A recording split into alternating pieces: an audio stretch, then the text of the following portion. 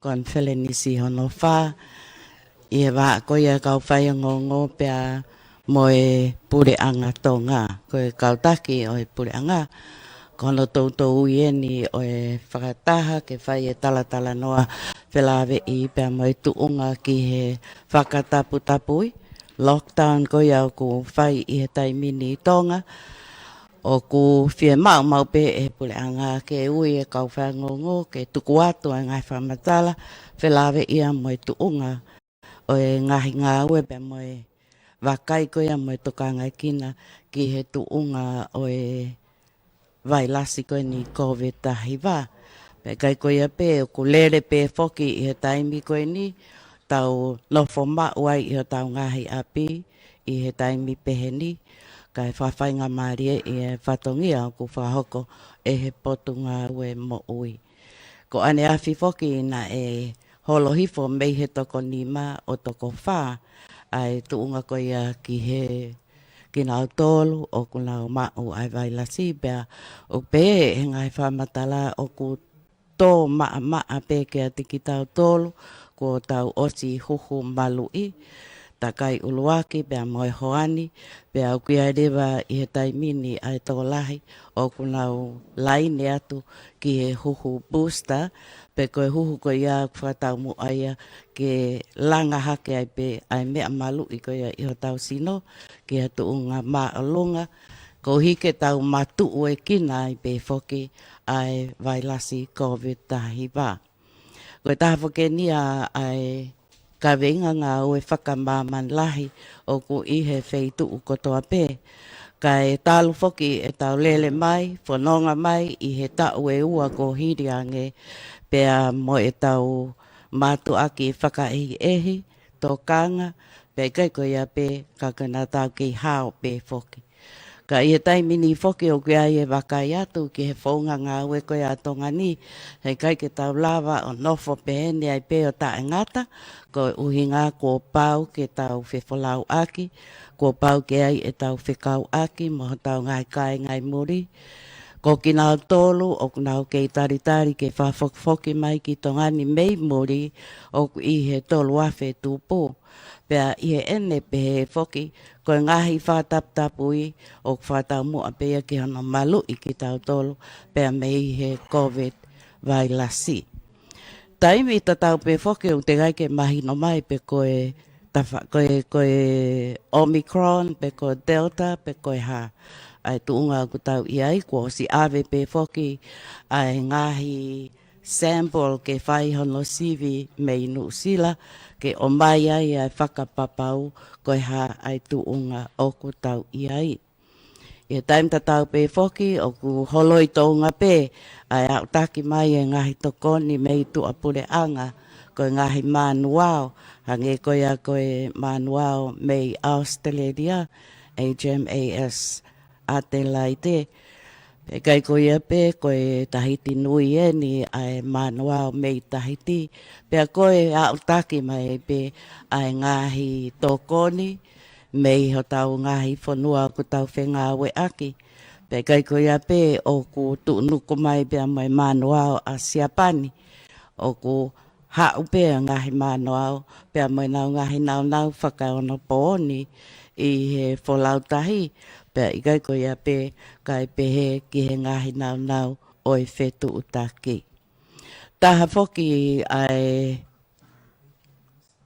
whatongia o kukei mate kia te ki tau tolu i Tonga he taimini. Oseange pe koe ia ai mo unga awhi e a tanima koe ia o Sanuari.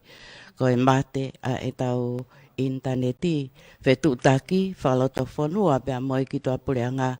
Ko uhi koe motuhia ai ngo kei polo i e whetu utaki interneti. O ku tokoto pe ia o fi ki he mo unga awhi. I he taim tatau pe koe ngahi whamatala tuku mai mei he pureanga.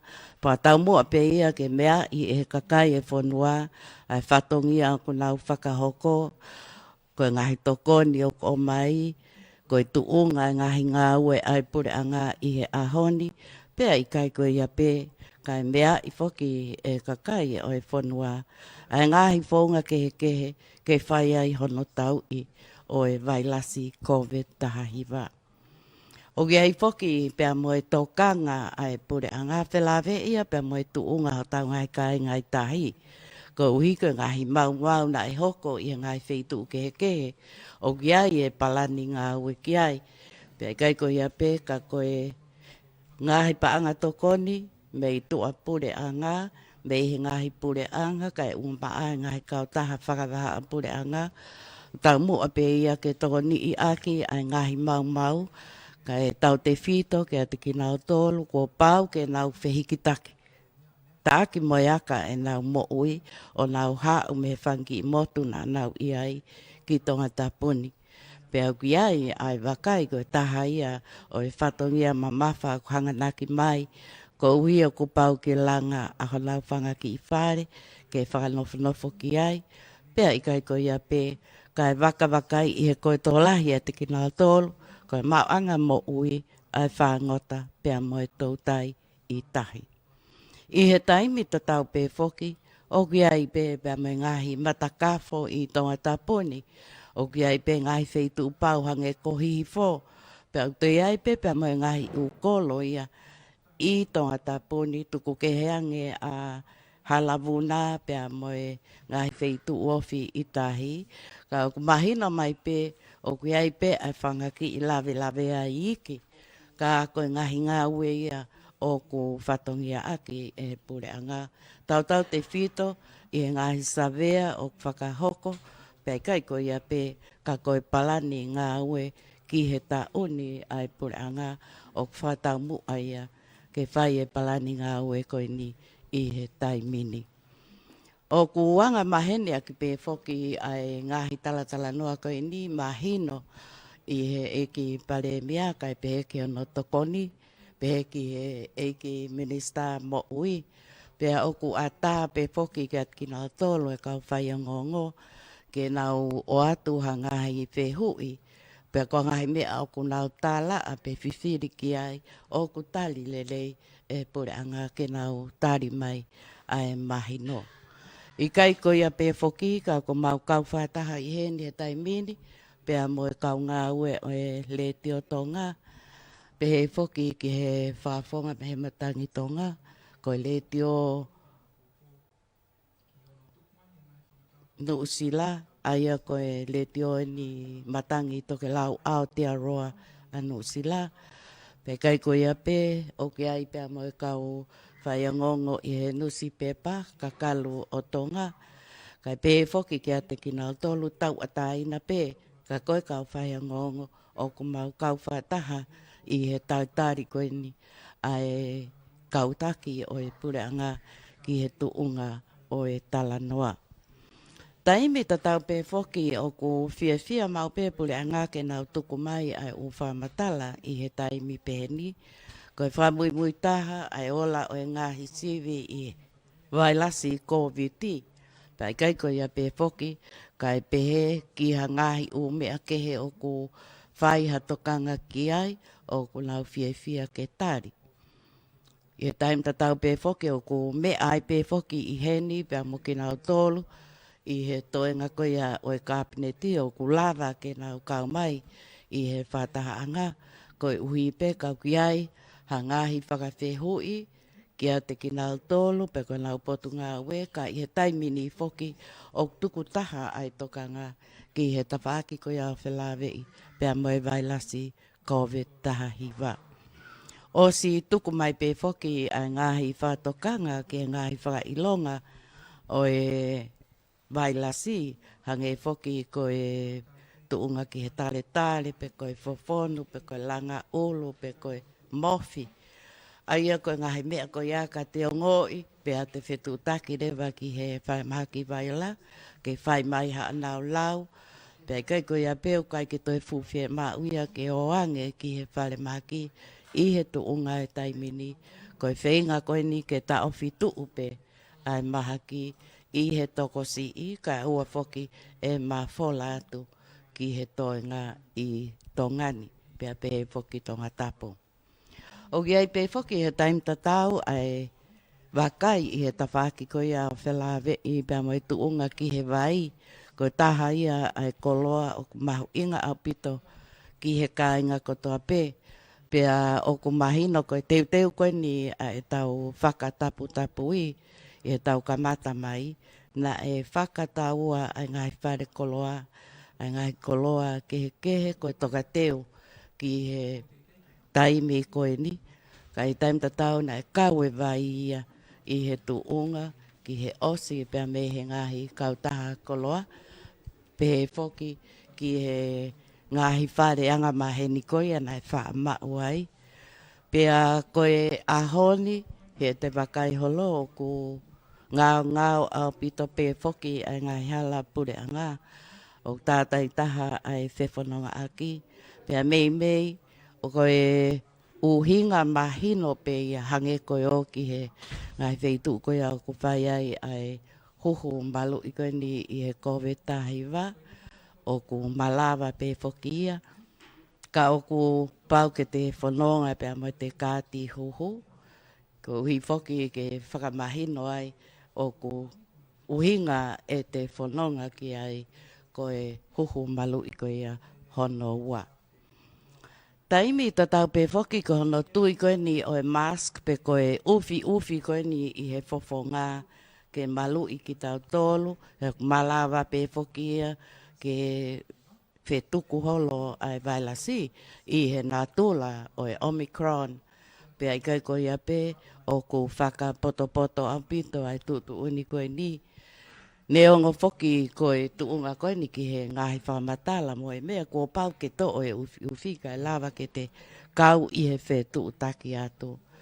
Ka o ku iai foki pia mo e si i kakai o ku nau whetu taki mai ko uhi koe ngahi whamatala. Ke whai mua i he whakatonga pe ai kai koe ia pe he lea tonga. Pe ai kai koe ia pe ka paulewa ku maunga we aki e whataha anga ai lea whakapiri tānia pe ai ke toi whai pe whakano whakama ala i he lea whakatonga.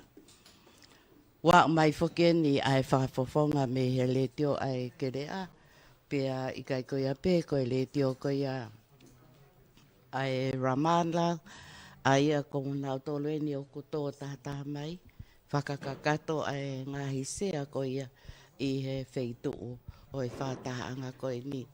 O ku maukau whataha whoki bea monan se fifita ne ongo o ku mei he ompat me ni ka koe tahai ni kau whaiangongo mei he le tiotonga i he whaifatongia he ngahi taulahi.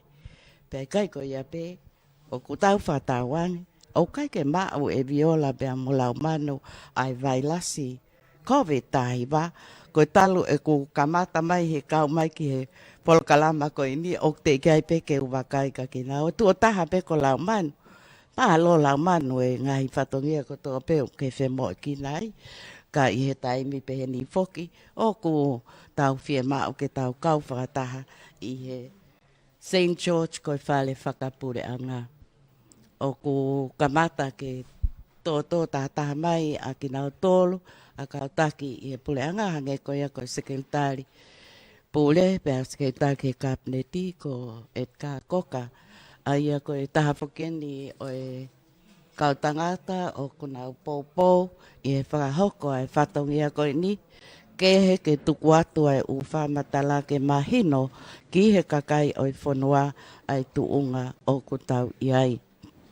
Mea mai whokia e PALEMIA Tonga ko Hu'akavameiliku pe he ki he EIKI Minister Paanga ko Tatapu Moiaki.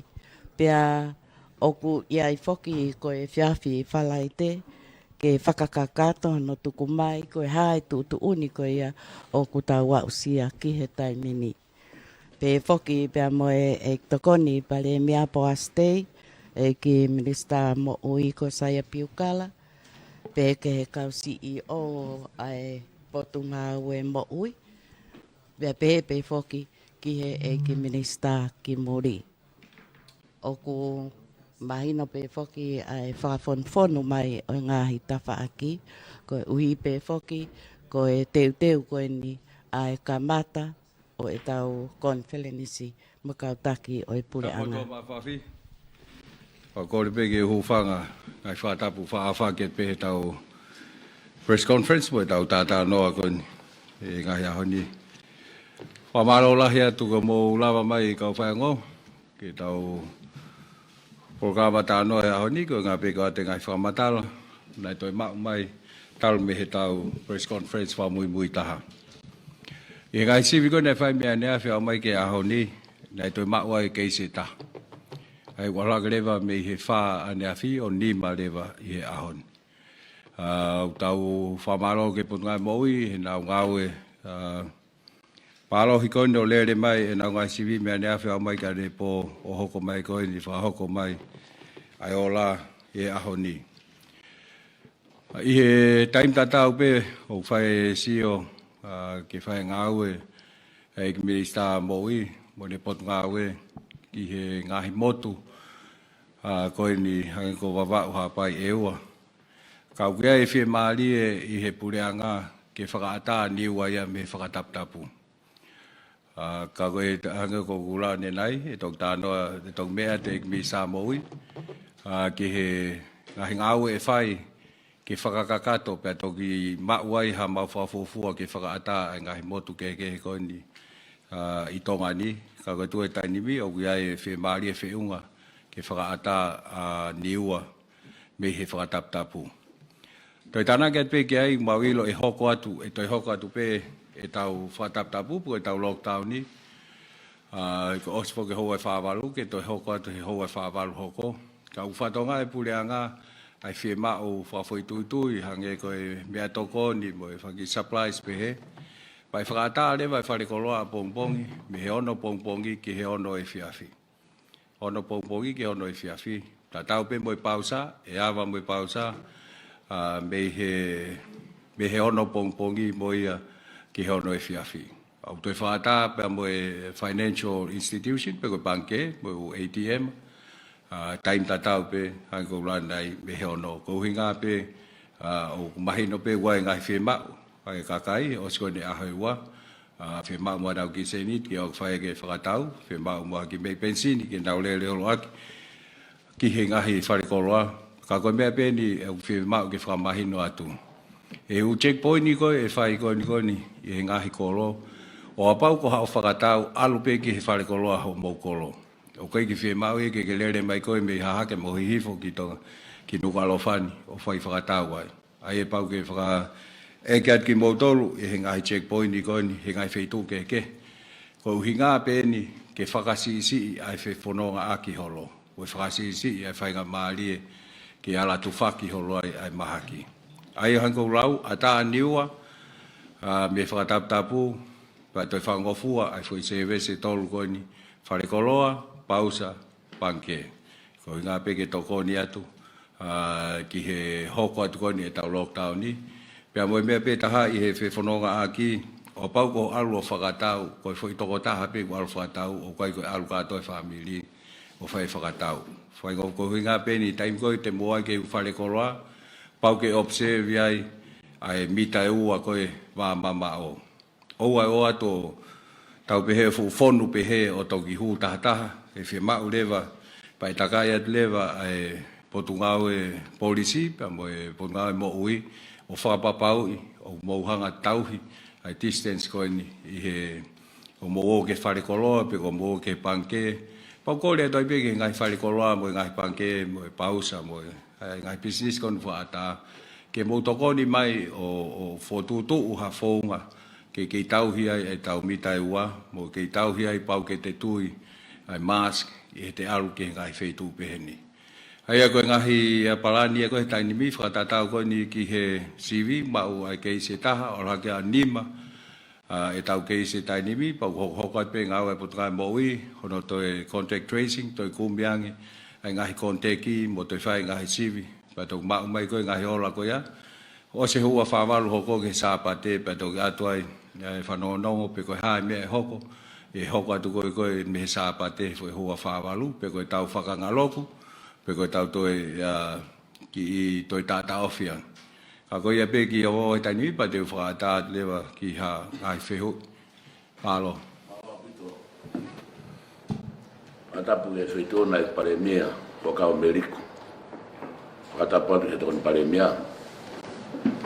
Tongatapu atu e EIKI, Minista e kabineti watapatu ke kau CEO la mangahi u hoa ngā aue taki ngā aue ai feituna i PALEMIA koe mawhana pe mo tuania talu mehe ahotahani ma Sanuari mai kei tai mo ai feituna i he taki ama mo to fohe lolo tonga e mau panic kaila sisu e ke mau mo ui ku ke lea mai hereti o he po heng sa pate to o aho mau loto ho taki ngā aue le rei mo ho pule anga lolo tonga ni ko e a umai koni ki he whaka osi te o fongi mau tolu he aho tolu taho Sanuari feituna i pe mo e minista mo ui mo te kon PALEMIA ko ia e COVID ta hiwa go tu uta e fonuani kung kai ke mau ilo pete mau tu umeise ka koe uhia ku ke hifo me lakanga ta ki o ngai whakasewa niti hifo koto ai pure anga i fitu una o ngai whakasewa niti mau langi maari pa mau fia e ku mau tai mu ape i he taki tau to tai mu atu pe ngai whakasewa niti pia loka e fonuani o mai e ngongo fia e aho ane afi holo i fotofa te aloken toko nima te ku mau te kaila mai pe ke te tau i pia mwe huhu KOVITI ke te whakatakola mau fia to o fohe fitu una mwe ho eki minista ko e whakatangi atu ko na pena ke mea mai na i red light ya tongani pia lockdown hoa whawalo ahoni kua ke o mai green light eki minista mo ui ki vahenga niwa whawhita i mau koloa te kore atu pe mua red light pe mo vavao he na ia e suspect case na ia e te kotahai mai a mua foi oni ke nau ke o ke tafi pe na tau fihia pe hefu mai mua ki mama orange light ai ke whakawaawa pe mo eua red light a tongani vavao o ange hawhainga maari e mua mai ongo ha apai hine kai ha suspect case ya ke kolosi ki loto ke mai mua ke mai ki vavau pe ki moha apai pe mo eua mai pe ke na kau he whainga maari pe he taimi ta tau e ki minista lava operational law pe ke mea i atuai lava e fonua o whakahoko ngā au e lotonga lockdown ni lava e PSC o si o ke whai whatongia a ene kau ngā au pe lava lewa mo i PMSA o fua ai whatongia tako ulawa pe mi vavau moha apai mo niwa mo ewa whakahoko whatongia tāpuna tongani mo vavau kei lava pe kakai o ngāwe kai ke te hano kau ngāwe e minista ko ia i pe mo i PMSA ku lava civil le whai whatongia tuku mai amua ke funga whanua moha apai hawhenga maari mo niwa tuku mai pe vavau mo tongani ke e nei ai keisi ai lewa he malo Malo pito soani pea ko ki ho ha he pongpongin ho tai tokanga ke mai a pesi ke kau he press conference ko ni tu ke ka pa to mui mai aku mahuinga pito pe soani ai fe ko ke o mai nei to ke osene ma fata pea ko o mai ko ai contact tracing Mahi no pito a wawa na ia e tō taha ko e taha e kau contact na e wawa. Pena e osi wholaua te ngahi waka ia ki hapai. E koe whai koe ni hono trace koe ni oku ki ka mahi no kaki mautolo e anga koe alu. Pea oku maupehe koe whainga maarien ke potungau mo ui ke whai haki i surveillance. Ai ko e hanga be ko fa ana ke fa hano ki wakai ia wawa he ku kawa wawa he tau mai ngai waka mei muri na hange pe ko surveillance ko ni ai ka pau mo fenga ge fo i weekend ko ni o ko si ave ai swap ke fa ya ke CV o ko si teu e ka ngawe ke na fai ko tu ko e foi ho e fa valu hoko ko ni o tu ko mai ke potunga we ke fa o kawe pe mo eua mo hapai. Peka pau e mai e ola koe o sai pe o vai fonuan. Pe tukuangia tu lewa e ufu vai fonua e koe ni he ui kahau. kai focus e contact tracing i Tongatapu. Whaatokanga iang e koe positive case koe taha koe nai mau, koe taha pēia o e primary, pe koe kau contact wa of taha pe mo e case uluaki, ai koe mo e family. Ai aku iai pe mo e kau primary o ku in isolation he tainim, neongo ku negative na u CV, ka e toki mui e na u CV he ngahi au ka hoko mai. Ko tui koe whainga marien ke whai whai ngāwe koe ni ka koutui koe ki whakaata koe ni ki he ono a pongpong, ki he ono e fiafi, o tatau kotoa tongan. Ko tui koe maube na whainga marien, pa koe weekend nen soane. Koe weekend nen, ko hinga mbe ono mai weekend ko ni ke tau ospe tau sopingi tau nofu peo loto mo au kai ho tau ngahi api ke toko ni mai he time whainga tā koe. Malo. Ei ta hoko atu kata po hiki o ni ma ko fe mau ke at least mo tak ta hai fe hu ba ta tok vilo hono wa yo ko fe ko ni be ke minister pa tonga moi ka ko tok ta saya ko ho pe mai ko primary contact ai ko case for ko ni o ko ta ha ka ngawe ko ia ne ngawe mo original two po ka family ni ha ta ai ngoa ko na fufu ma ko he KOVITI. Ko tota pe nia he kau ngau pe ko he ua fu na ngau fa ta mo tota ko no fai ka tala no he. Ia.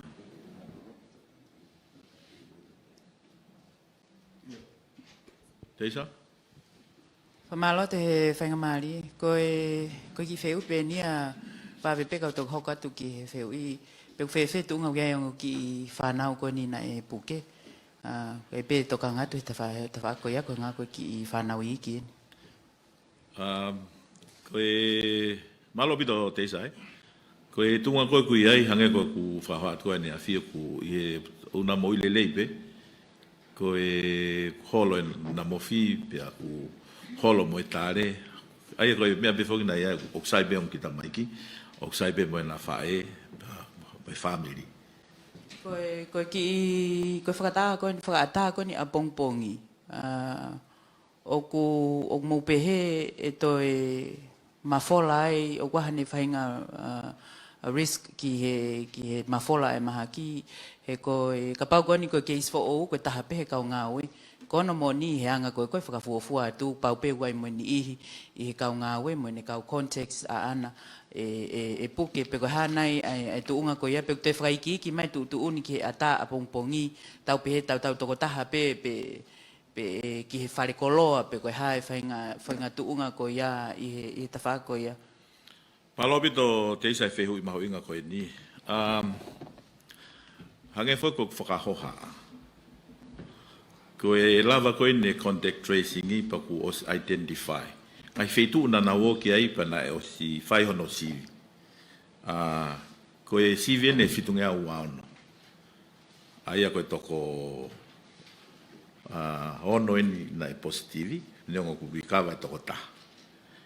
Ko ki nau tolu koe ni ai primary contact ai koe na e waaf he ngawe koe ni. O ku ia e toko fitu ai pa ku o si home isolation.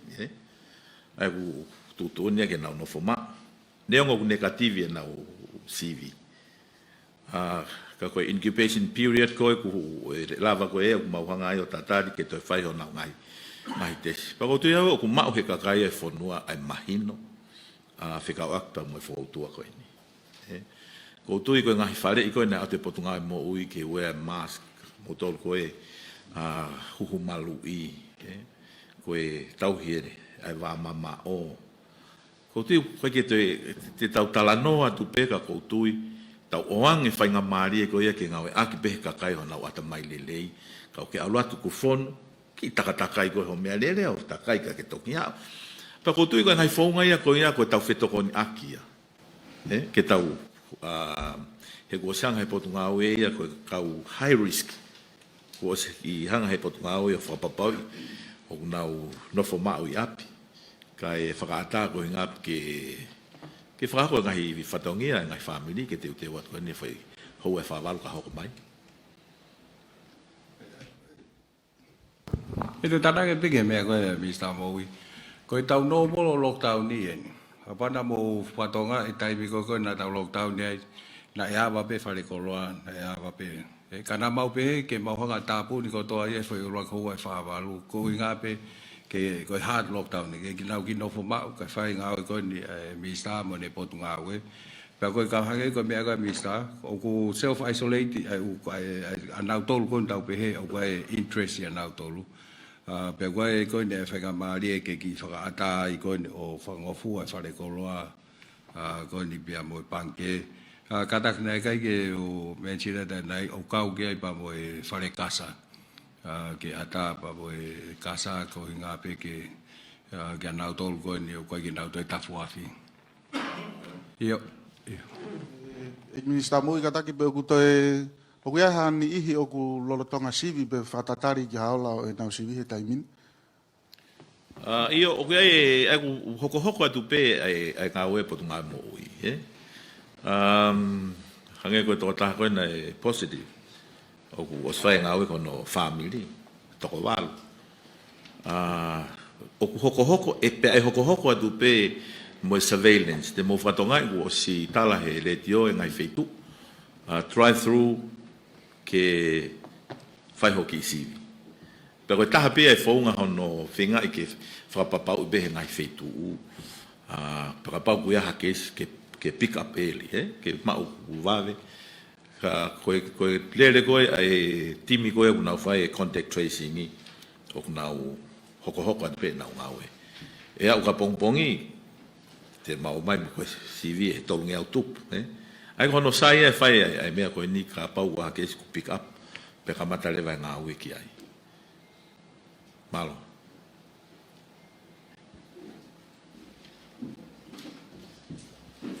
Malo apito ai ngā ue no whakahoko. Ka ko fie waka e tupe awia e EIKI Minister mo ui whilawei. Ko hae mea hoko i e wa. O gei ai fu fie ma viviri ai vai. Pa kai ko ia pe ka ku hangeka te o kolontini pe ai ni ihi ai. Pe kai ke ngatai ko e wakai ko ia ki he EIKI Minister kere. Hangeka te ana ko no te ki whanoi fua he tai mini ka fie mau ke wahaa mo tolu e pure anga i he tawhaaki ko ni o whelawei. Moe langa ko ni o e sikainga o ku tawhia. Kau kai ke u wakai au ki ai o kui heni he tau whataha. Pa koe wha o si pe ia ai taimi koe nei kamata i e savea koe whelawei mo unga awhi. Pa nei ke kawai a statistika. Ka koe wakai atu koe ke pehe, ko nau tolu nei toku o sini pe e nau whai e tohi kakai. Pa ku nau mea i e nau tolu ai kakai, pea moe nau ngahi whale no foanga. Ka koe anga pe ku wakai he ta whako ia. Malo pito, Luciane, te utale at peau e whehu i koni whekakon ba mo e pehe kui ai whaahinga o ku kolontini i eua. O kai ki haku mao ki ai e Luciane pe kui hata. Ka ko... Ia, tako kui kai ki ha... Luciane? Kai ki haku mao ki kolontini ko ia. Ko ia, ek minister, o te ke aha tahai ai te mau ke kolontini eua. Naka ke o mau matol ke information ka na kata. Pika koe pa mo e kele ko ik misa fodua na mau to ko kabinete be ni o lau mari le be pa ku fai pe e FBA ko ni whakata mai fonoi ke kau mai no clean up pe no whakama ko ni e ngahi wakatau ko ni o tau ko ni tua. Ai ku kamata kau e tu leva ai wakatau FEKAU'AKI pa mo e kau tau ai afio ki ono whama whawha ko ata pa kai motu e ngai hako ulau ki mua ui ai monu manu nai mate ko o whawha tapu septiki katoa umea ko iau nau whai nau toho no whama ai e le kamata tu he tai nimi ka ku hokat peta noa ko ni pa mo e mo ki nau tolu ko ni whikawak mo e wheitu ki nau no whai malo. ko ewa mo mea be ko ewa na ke lava ha waka alo tau ki wa ko fonga ko na fai ake ave to kon ko ki ewa ko alat pe waka o mai fangi waka iki o fenga ke fetu ko ko la te lo tonga lele ka pai tai min fo de mo pe o ki tongua to fai ai no mo ave misini lili wai ke to ke lele a pong he valu ki ewa ai ko lele pe mo lo tonga fama e pocha frontier maka mo mena nga na ia he taulanga ko fra amuna lava tau ki wa ke ave mea ka ko tokon ki wa fra ko pe hange ko mea ko na mea to ke he PALEMIA ko konga ko ke langa mo mea o lo tonga fai ai sio ke ai EIKI sta fondua be mo ka uma tofia kai fra ko langa mala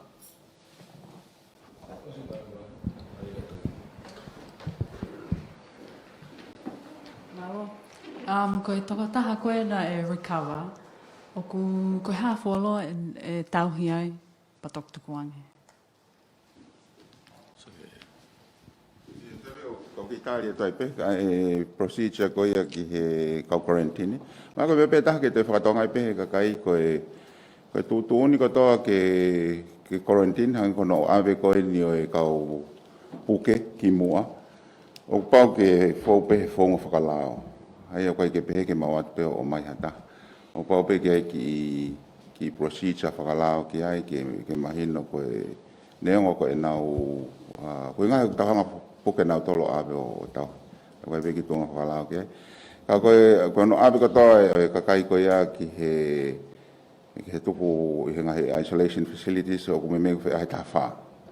Ai po fai pono sivi a holo o ave ai pe to a fitu mo a tafa au fai be me mau to sio ki ai e tau fononga ko ni pe tu ngo ko ka te mau to review pe foi procedure ko ya malo ia ki whakata pe whakatapu si awhaki kore pe ki follow up ata piki whewi ke tare ki tāgata peka ku recover does it mean was he foki o negativi pe ko ngā ku nai puke ka ku sai. Koia. Aia koe ne unga koe ku rikawa nai puke pa ku sai. He tainipi. Ia. Pea negativi.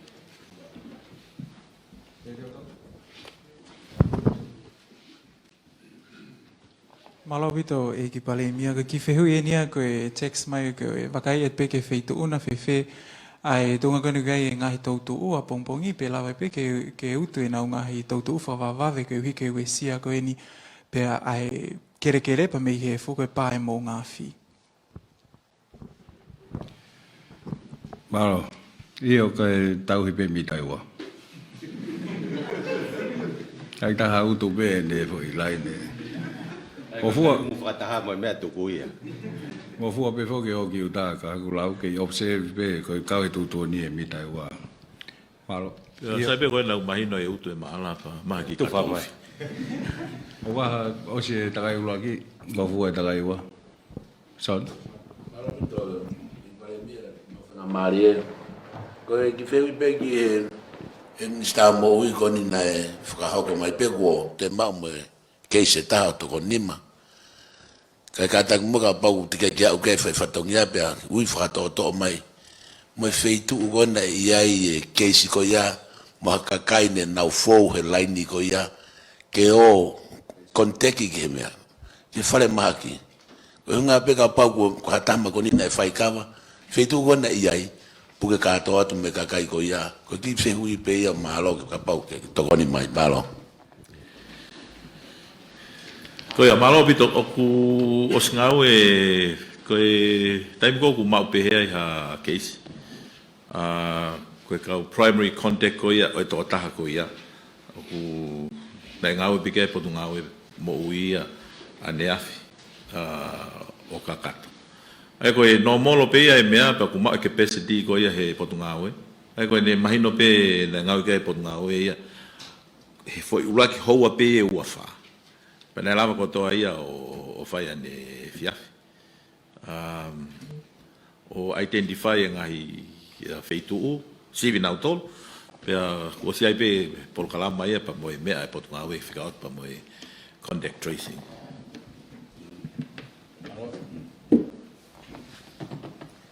EIKI PALEMIA ko eke penia me he kautaha business una message mai kau e pe mo fangi business e family ko ni ke fai gigi mange pa ko ko ha business ko guava ke ko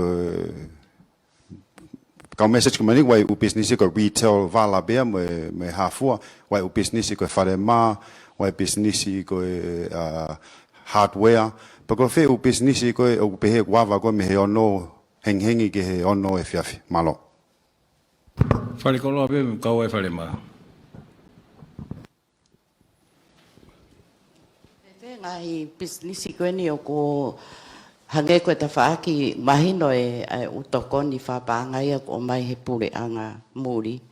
Kau te ai pemba u kau taha o nau fie toko ni mai hange ko e pure anga tongaka ko motor pe fok te mo pure ki ai pe toko lahi ha whawhetu taki mai ka motor whatata Ai ko whaasi pe fok ko financial institutions pe ko banke mo u Western Union mo ngai talas panga ko me maui ka he dia mahalo ko ngā pe ke lawa e kakai o access ya nau ki senit ki nau whakatau aki ki nau no whaki ahoi ua ko mai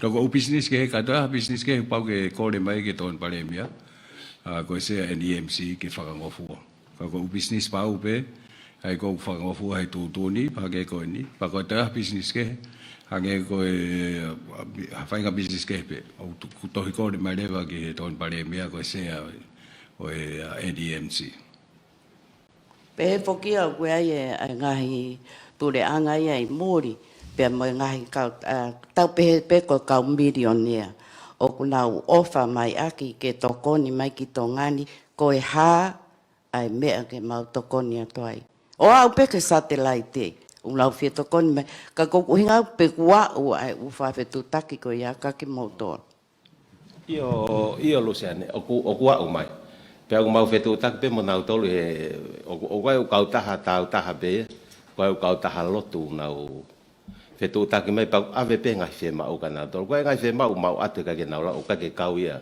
e ko be fo ke na u charity ana tol set pe u criteria ia pe mo fenga kolo de na lava o mai pe ko pe kolo e lava ka ta ko o mai ka ke lava pe ko ka ko fetu taki mai mau fetu taki u fa ko pe ko ki fa ton ton pe ki news ne ko ki e wa he o ki kai ko apong ko tu site Pea ko kolet pea ui ai ki he kainga ewa ka pau ko ha mo tokoni ko mo kainga ewa ko I Tongatapu ni.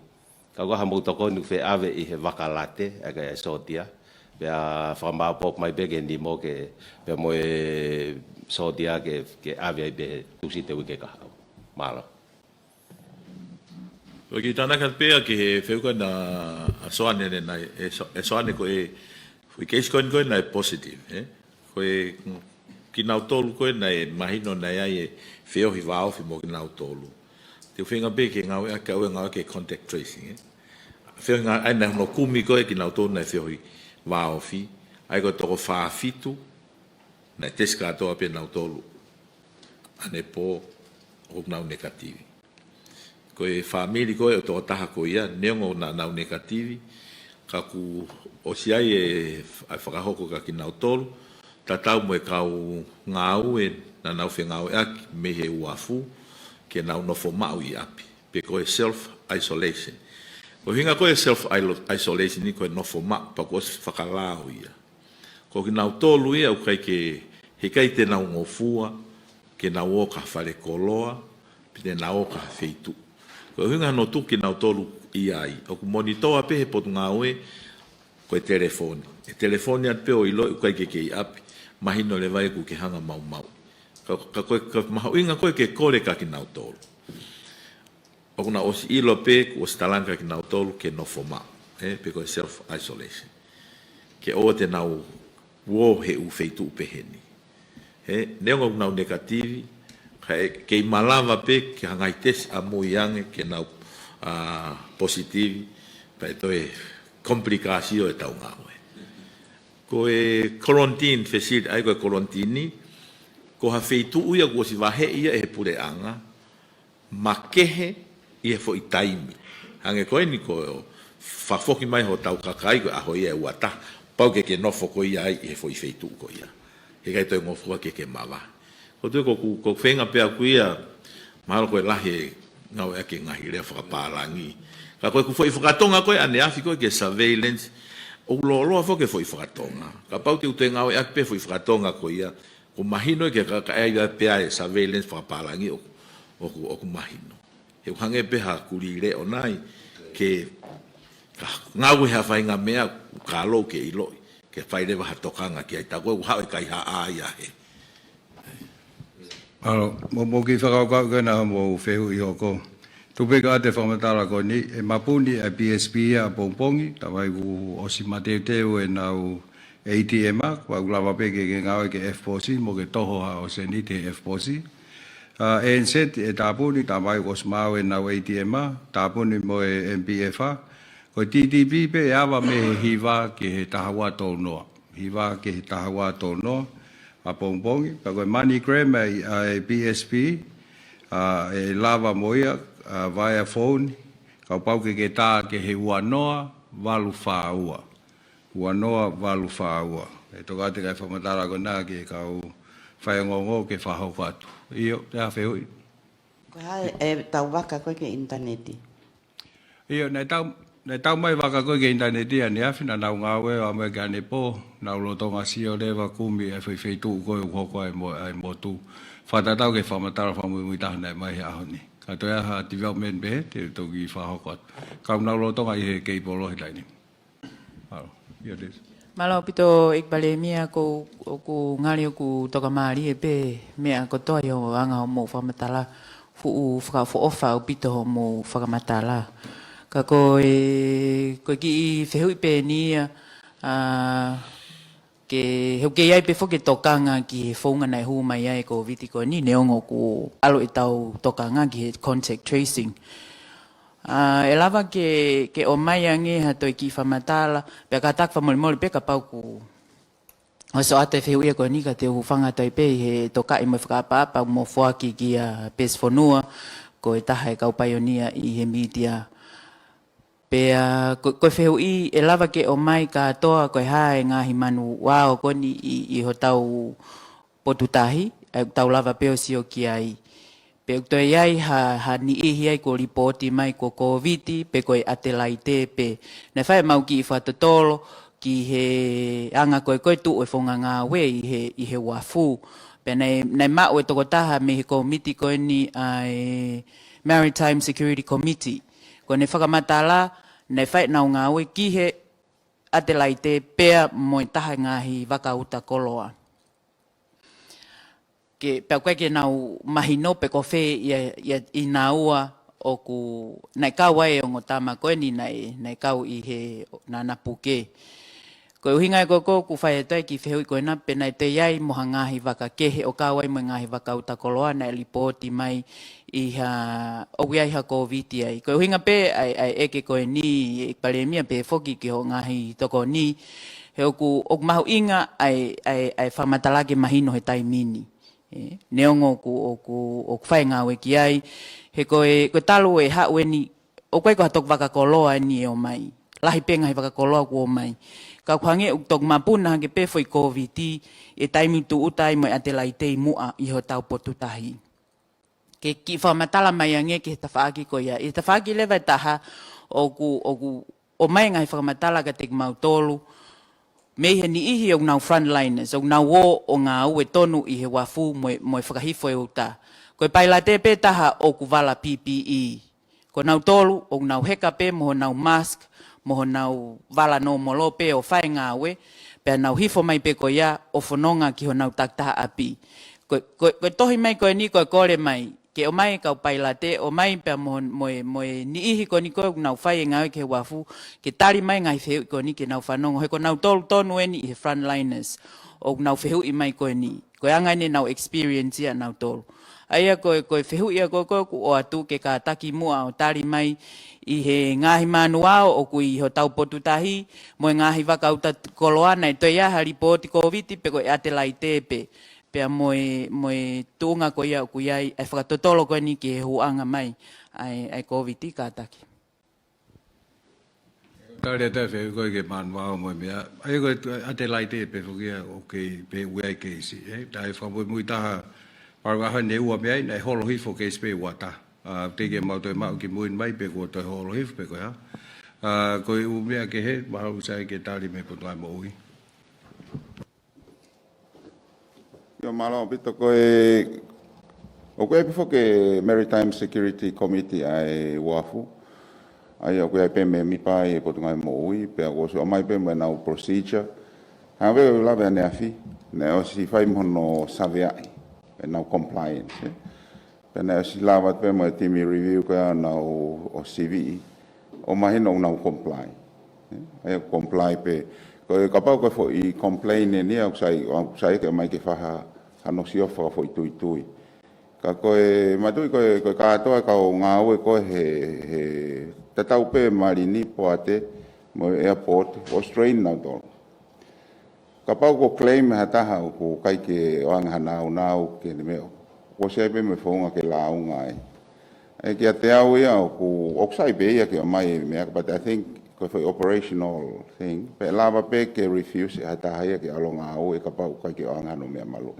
pe fai mo ne la unga ke fa no si I don't think o he ka lava tali ki hena ko he kwange ha foi specific individual complaint ka tonu ke investigate he committee ko ni I think it's the responsibility of the committee ke ave ke foi launga ke na si of pe ka o hinga he ko si fa na ne mai o fe ma o na PPE ave PPE na fe ma o na shower ave na shower fe ma o na missing for ai ka ngahi nau ave ka to ke ai pe ko replenish mau pe e ta o ilo I tongan e depende ta safety e supply ang foi committee ko ni ai ko me ko ke pe he o kai ke supported ko tu ton ke kai ke tu ki ai he ko tu was is the priority ka mau tol priority ke committee ko ni priority pe ki airport ka hanga te o ko ka pa ko ha foi preacher ko me ton ki fa si o ki ai committee ako ki tali pe ki ai Malo ka taki pe ka ki Moimoi tai pe mo ai he feu I ko ia ku mau inga pito pe foki fa matala ko mai no wai ngai procedures ko mau no fo ko ni ko ke mau ilo ma to ke ngai procedures ko ia na ko fo nga pe ia ko paila te pe o PPE ai ko no pe ia he fa matala ko o ke mau ilo et ko comply ko ha ko comply PPE paila te kai vala no molo pe to nga pe ko PPE ka to ka hu ke olunga ki he vaka ai ko ki fa matala pe ku pe ka tak fa mole pe ko hinga no o atu me ko ya he ko concern me ka kai tana sayang e pe ia ke tau ma we maha ki hono fa fok maha tau ka nga ha tau ma we maha ki ha mai mo ka muri pe mo o mai he koloa e ko anga pe ia o whakakaukau o ko atu ke te motoru kata. O ki Italia to ke. O ka pe ke hatai mea e sayang ai ke tau mai mahaki. Ka ko e whainga whakaukau o ka ke sai. Ka ko uhinga ai pipi ka kato ko ai paila te ko ia heka ke waka. Ko te nga ka nga we una heka na to he ki waka ko aluat o ave paila te ke heka ki olunga. Pero hinga e ke hai te unga pailate mo te unga ko ka tama ko ai ko ne ospe he ka pailate pa fok mai vakai ka fra uli mai leva pailate he vaka ko he vaka ko lo ko ha u ya hange ko me ko na love ke CEO o ku o se ko procedure se ko o mau ya ko hono preacher na ya depende fra foi tui ka ba na hata na ne preach ko be foke o possibility ke he fai ke si por ngai mo ia taimin pa ko tui ko me ia ko ma fa ambe ke fa ha ilo pena ma u me fe ko hika ka lava eliminate ka kato ai tupu anga ko o ma o mahaki he taimin ni ke tuange ai ngai tuaki ko ke fly around he taimin ko tui ko me fa vale ka pa ko ke lava o mai hanga torun ka ma tol pe moi komiti ke nausio hanga ke nausio ki ai he ko wat ko ka mo tolu fo ka pe ko me ko na ke me aki teisa ka ke mo fu lo ko ilo fo mo to ke me o mai ke ka kai ko una ilo mon na ngai frata ha ke lava o solova pe ko ave pe holo he solova ha me Kako yang ngai usia ko ke mea fa vale abe tai mini kana ya mea nef na mea ke PALEMIA pa mo fai tokanga ke I think ko tai mini ko de ko si tai mini pe ko ha mea te tau fai fa lu fo ke tau lava o fa si ma fo la ma ke tai mini ma ko tai to to ne ke ko mea ko na lava be so lo fa la fa ka ke ma ka ko nu wat ka yang ngai tu wa tai mini Ki tara pika tesa ko marco press conference ne ua na Italia ai mea kon pe FEKAU'AKI mo Adelaide. Na os mahina wa pito pe Italia o kai ke alwe pailate ia ki Adelaide. Na heka pe he waka I mua. Na kai ke hopo ia heka ke Adelaide. Ai ko huinga pe ke enforce contactless. Na tau pai ko ki wafu na mawahe ki mui ka ngawe e port. Hifo na ka tama na tolo no oi maya. Ko na umea ngawe na hifo o whakahifo ake ai uta. Ko ne osi wea na heka ki waka o hau na tau ki tua. Pa tok osi ko ni ai hoa e fitua mea. Pa tok ata rewa ke excess. Hai ko ko hato ki whai interview e nia o whei ngai ke play mea mo tuhu ke ngahi tokoni. Au pere ngesi ko tau wāni me ngai whonua. Ho pau waha uhinga lere piasai. O pau o tau whamatala to ai whonga mo contactless kai ke alo pai late o heka nofo pe he ne ki waka. Pakata ki pe ke takata nofo pe I he me au tau lava o tau pe hangai me e na kai ke mau sio mato ke ka mo pe. Ka ko te tala mai pe ko se pe fa hokot. Ko ko le pe ya ke mo to ko ni mai. He no fa hokot tu ai ngai whamatala. He ko na mo ngai ka ripota nu sila. O mea lau tā mai, ko whai mea pe ke ai, ko hinga pe ke kumi, ha uhinga tā pe ko toko ni, nei hoko ai ko ni. Ka ko whamatala pe nea, ai whamatala koe, mo ia usia tonu koe, mausio, nei whai tokanga ma ke Adelaide, ko hinga, kuna nau tala mai, uai KOVITI.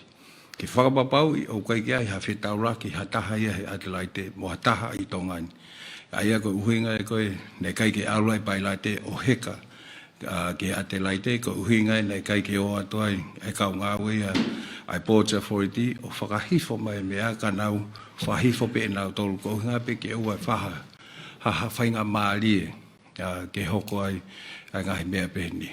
Wako kore pe ka whaingo ke tau apau kaha mea pe moutongi tala noa mai ko uhinga kau ku ua mua te tau tua ke ngahi whonua ke he opau kai ke aha tau whamatala pe ua ke aha tau facts ke tau tua ke ko ngā pe ko nau fie toko ni mai ka tau tolu. Hokot. Ko pe ke u whanga pe he ko ki toko ni atu pe. Ko e pe ke whakamahino he kuhange ai tala noa ke pe he ku kai ke PPE. O ku lahi pe PPE. He hange ko e whakahoha ai si o. O ku ai pe ai ngahi whaunga ngā au e nai whotutu. Koe nai hau fo ke review team. Ko review team, independent team na nau mai o whai hono review e ngahi service koe ku whai hange koe whai koe hono kolontina tol he hotere. He? Koe ngāwe koe whai uafu. Ke si ofi pe o ku whai pau e kau ngāwe koe ia ki he ngahi procedures pe koe whaunga ngāwe koe o ku whai. Interestingly, ko reporti ko ai review team. Na nau peti e nau tolu ia ai ka ngawe ko I wafu. Na they highly recommended mo comment I he ka ngawe ko I wafu he anga nau fonga ngawe. Pea kai fo ke loto hataha ia ke hoko ai PALEMIA. Kai ke loto hatahaya ke puki ai hono family. Hono whenga ke koe kumi ai tupuanga koe pe koe hu'u mei whe o te ke lava he potu ngā ue o mau ia he tainimi. O ku tu eli he taimini he kuwhai e nauhanga whenga ke kumi ke au ki ai. Ka koe konga koe ki he ngahi mea ngā ue mo ngahi hange koe PPE ka pau nau. Hano o PPE e kai halai. E lava pe ia ke PPE e tō tāko toa pe. Ka kou whe mau pe ke u whakahoko atu. Koe tui koe te unga PPE is uncomfortable. Ko taimi ko te ke tui ai e fu taimi vela pehe tuku ke ka pau ko na loto pa pehe ko miti ko ni o ko na whakahoko ai whatongia ko ni. Ko taha he kau positive cases ia nei kau ia he monitoring team. Toko taha ia ta utu pe ke sio o whai pau. Ai ko hinga ko e whakatala noa aku ia. O kai ko palo PALEMA, ko kai ki aha PPE, pe ko ki ai ha mask, pe ko ha ngai nau ke malu ia ki nau tolu. Ke magatu ungai ai tau pehe ha launga pehan. Ka ko taimi ko na ha o review team o review. Kai team ko ke nau kauna tolu is an independent team. Na nau mai o whai ngau ko ia. Pe ngai whetu ke. Pa na mau oho ware he nau. Kake mau oho ware ka na mau fia he ola koe nau review o nau peti a e timi koe ni. Ka hange pefo koe whakahoha. Ka pau tau whe mau ha mea ke lele yangi. Pea tala noa mai. Tala noa mai he whaingofua pe si o ke komiti review e ngahi mea. Ka koutui koe whaunga koku ngau e aki he. Kake tau move forward tau tolu. Kako whamano ho mai, no mai whihui koe ni. Ke mahino ange, mai kone anga ki nau toru, he bewhi tū tō tōn te toi. Pea toi wawe ange ai ngā ue ia. Kako ki i tānaki at bea ko hanga o atu, whikawak pa mo isiu o ake te isa. Me he ka veinga ko ia, mahu inga pe ke whakahauko atu e ni.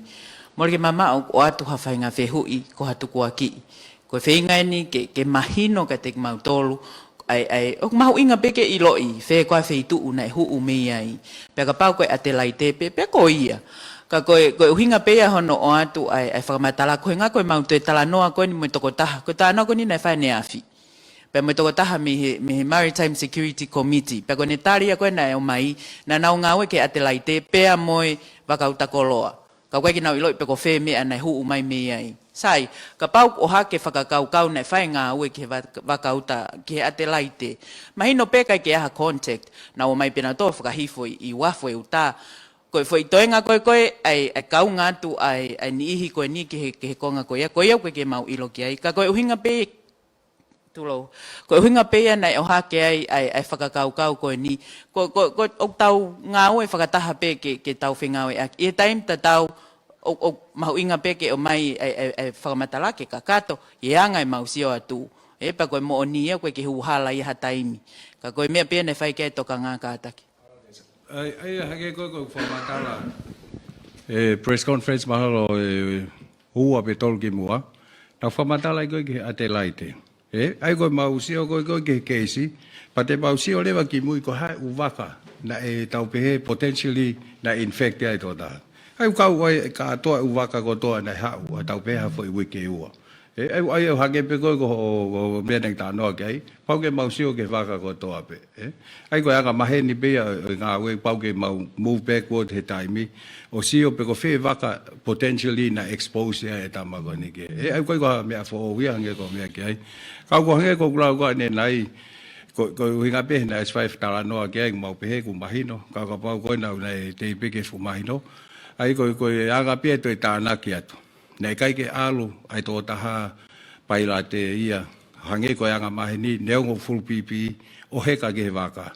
Taim koe na mai offroadi. Nei kai ke ngawe atu ai kau ngawe boats ki he whakahifo. Nei whai pe na toi whakahifo. Ko hinga pe na mau whi mau. Ke ua pe whahawa au fia ko ngā na nau declare o wai nau COVID case. Ai ko uhinga pe he e pa whamatala koe koe pe he ko hatoi uhinga ke. Ka nama o si sio kotoa ke uwaka aluki mui. Sio kotoa ke nau case mo whai ha sio pe na e ha ai nau COVID case pe na e ha nau PCR la he nau hau pe taim koe na nau whoke ai na nau ke negative pe na i develop hata hea ha positive. Ai o kau katoa te of interest ia ka mautol he mui alat koe ki mui. Here's one. Oh, soal dia apa gitu? Tahu, apa be? Malo pito PALEMIA ko to fi foki me be mo ke ki to kone tu pe I he ka venga con to kilea ya te sapa ko fa malo tu pe. Ko ki fe mo na Ko mea koe na ke whehu i ka mea na ku raki fuafua le ai e ahone announce ai o iai ai COVID umai tongani. Pea whamai mole ik palemia koe matua alutahi ani. Koe matua kau wakani. Kau ki tala no atu i he mea koe ni o koko. Kau koe tokoni pea kuia me ke wheitu ona ke whakamahino ki a teisa ne iai e way forward ia e pule anga. Pea koe kau awhi au ke pule anga. Ko kotahi teisa o ke department e ono o nahuanga o malu i ai uta koe tahi. Na ko swekumi au ki ai. O ki ai e pailate, o ki ai tugboat, iai mo timi koko unauhanga koko tari e mai ai tahi, iai mo kolontini, iai pea mo kaustiva toa, pea hifore, koe mea koe ki he whau taifo. Pea tok wha osi aki ka hoa e fitua ai malu mo e hao, ai utai tahi, pea tok release ke pureanga. Koe ki foi keisi ako ni ne kai ke ma uia i he pailate, ne kai ke ma uia he waka. Koe ki kaunga awe, ko securities, fie ma with high-ranking securities, pena eanga fefe, koe tamania i tua au pitoia me he pailate. Na koe dispose e wala, na e i fe tamako iai o wesi ai. Ne fe mau ke toi high security pe mo nauto. Vave soa ne ka vai fehu. Tari pe ke fehu i ko iai, o hao au pito e pailate ia mo whahifo. O ki tamako nia na i tua ia. Katak soa ne o kai te ke kau he tari. Koe fehu i o ke kau ai. Whamama. Ta koe whamama. Malo. Tau hoko mai ke tau press conference. Fehu i pa hoko ke ati pia luseani. Malo e PALEMIA kataki mua ka mo ai mai mua haki i whamatala mahino ki ho tau kainga ko ningoi muri ku na esi osi mahino te nau hau. He kufu taimi nihu nau whetu utaki mai bate amanaki kita ko whetu utaki mai tala mai ke maha fika be whetu utaki mai e ke mai bete mpe ata koe mea ai wholau mai bako upe hatu ko sio mea mau kei tawhiefu mo mea ka mo ai ke mo mai. Ke ai mai mua ki tari mahino ka nau tolke nau whanong hanga tonu mai peke pe nau fie maari e ai. Koe ki tahawe, nai ai nai ha tala noa o pehe e toko de astereria kono maa tau kainga tonga goi astereria. Pea koe whaosi peke mo taktaha pe whiwhihu i o tari mai. E ki toko ni PALEMIA na e whaiho o mea aahi ki ngai whitu una e mau mau. Pea koe ngai whamatala e ku mau he kau FAIONGOONGO ku mau whakakonga halope. Koe whamatala kakato ku mau e he whitu una. Ki ngahi o tu motu pea ma ngahi whitu una. Ko tui pea mahana was whau haripoti ki he aahi nai whai. Koe kore pepe te ke ki lava lave mai ko whe ufu. U motu mo u kolo ko hae mea na uesia mo lahi uesia mo ki lave mai mua ki he tawhaaki aahi na ki whao. Whi whanong mai keipa mo kakai whanua. Malo.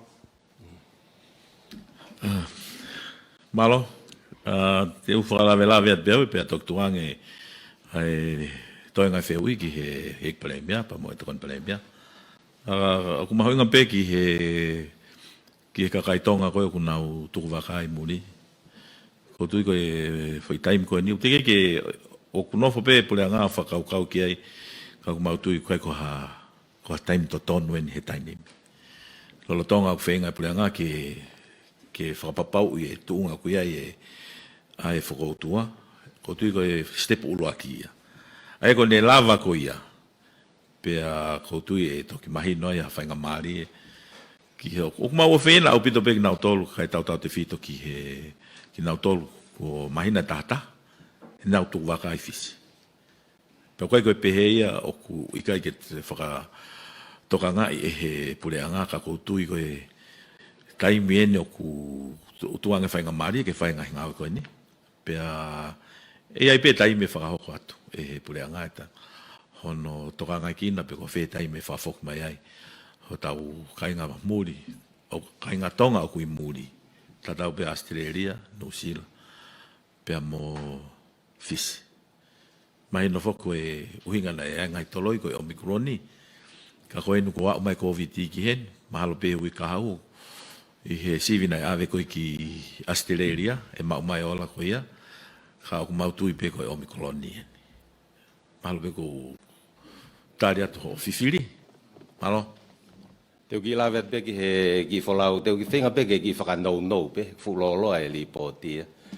mau furak fononga to au ki nomuk pe mo waka sotia pe aloi mo team health mo team moi pe mo ngai team ke na mau alu ke tokon ki mau fononga na ka wai pe mo seti chen ai ko pule folo ai uhila ku netonga ai polosek i ko ni FEKAU'AKI hanga ton pe mo uhila ko no muka ha feva pe mo ngai motu kono muka os mahin pe ke mahau mo osi me ai pe mo tol he ngai ngongo ko osi atu ko foi matatahi ko fale fanima ko fale fanima he fale te au hongo ful tupu abe pe ko te au mafi hape ai ko me pesete ni manoa o no fona no foi matatahi o so singa mari pe ai ko mahin pe fai relocation pe ko te mau tu pe mau tol wange ko me ko me ke PALEMIA ki he mau tofia be ko ha hono loto pe mo ka inga ki he hoko atu mau pule anga ki he langa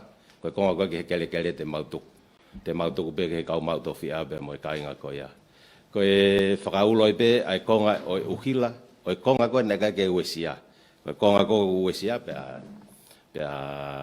tu spe ko e mau anga vai no muka ko ye pe ngahi tangke na e ke ma wa ngahi me vai ko lahi taha ngahi tangke ia mo mau na na fulahi oska to ngahi vaga me tatau a no muka mo fonoi ko fonoi na ia ko apia ko tau fa au pilo levu os mau ka to pe ko pe fale ke tu ka o si mau o hanga pe ka te au te nau ngau a ko nau holo ke hokot ko ia apia ko pule anga ka ke wesia sai pe ka nga mo me pe na pe ki i no muka ka ko tana fo ko ni sai be me ko to ka na fa nga ta ia be hange be ko ka no pol ai ko pe sai pe na mo ui pe ko we si ko lo to mo fa kau ko nga mau sio pa os report be ke health pa to ka ma ke health ke ma ko ngala he ta te fito ka na to le ke le ka ko na sio to ton he me na hoko pe mo mau ko te fa da pen pule fa va he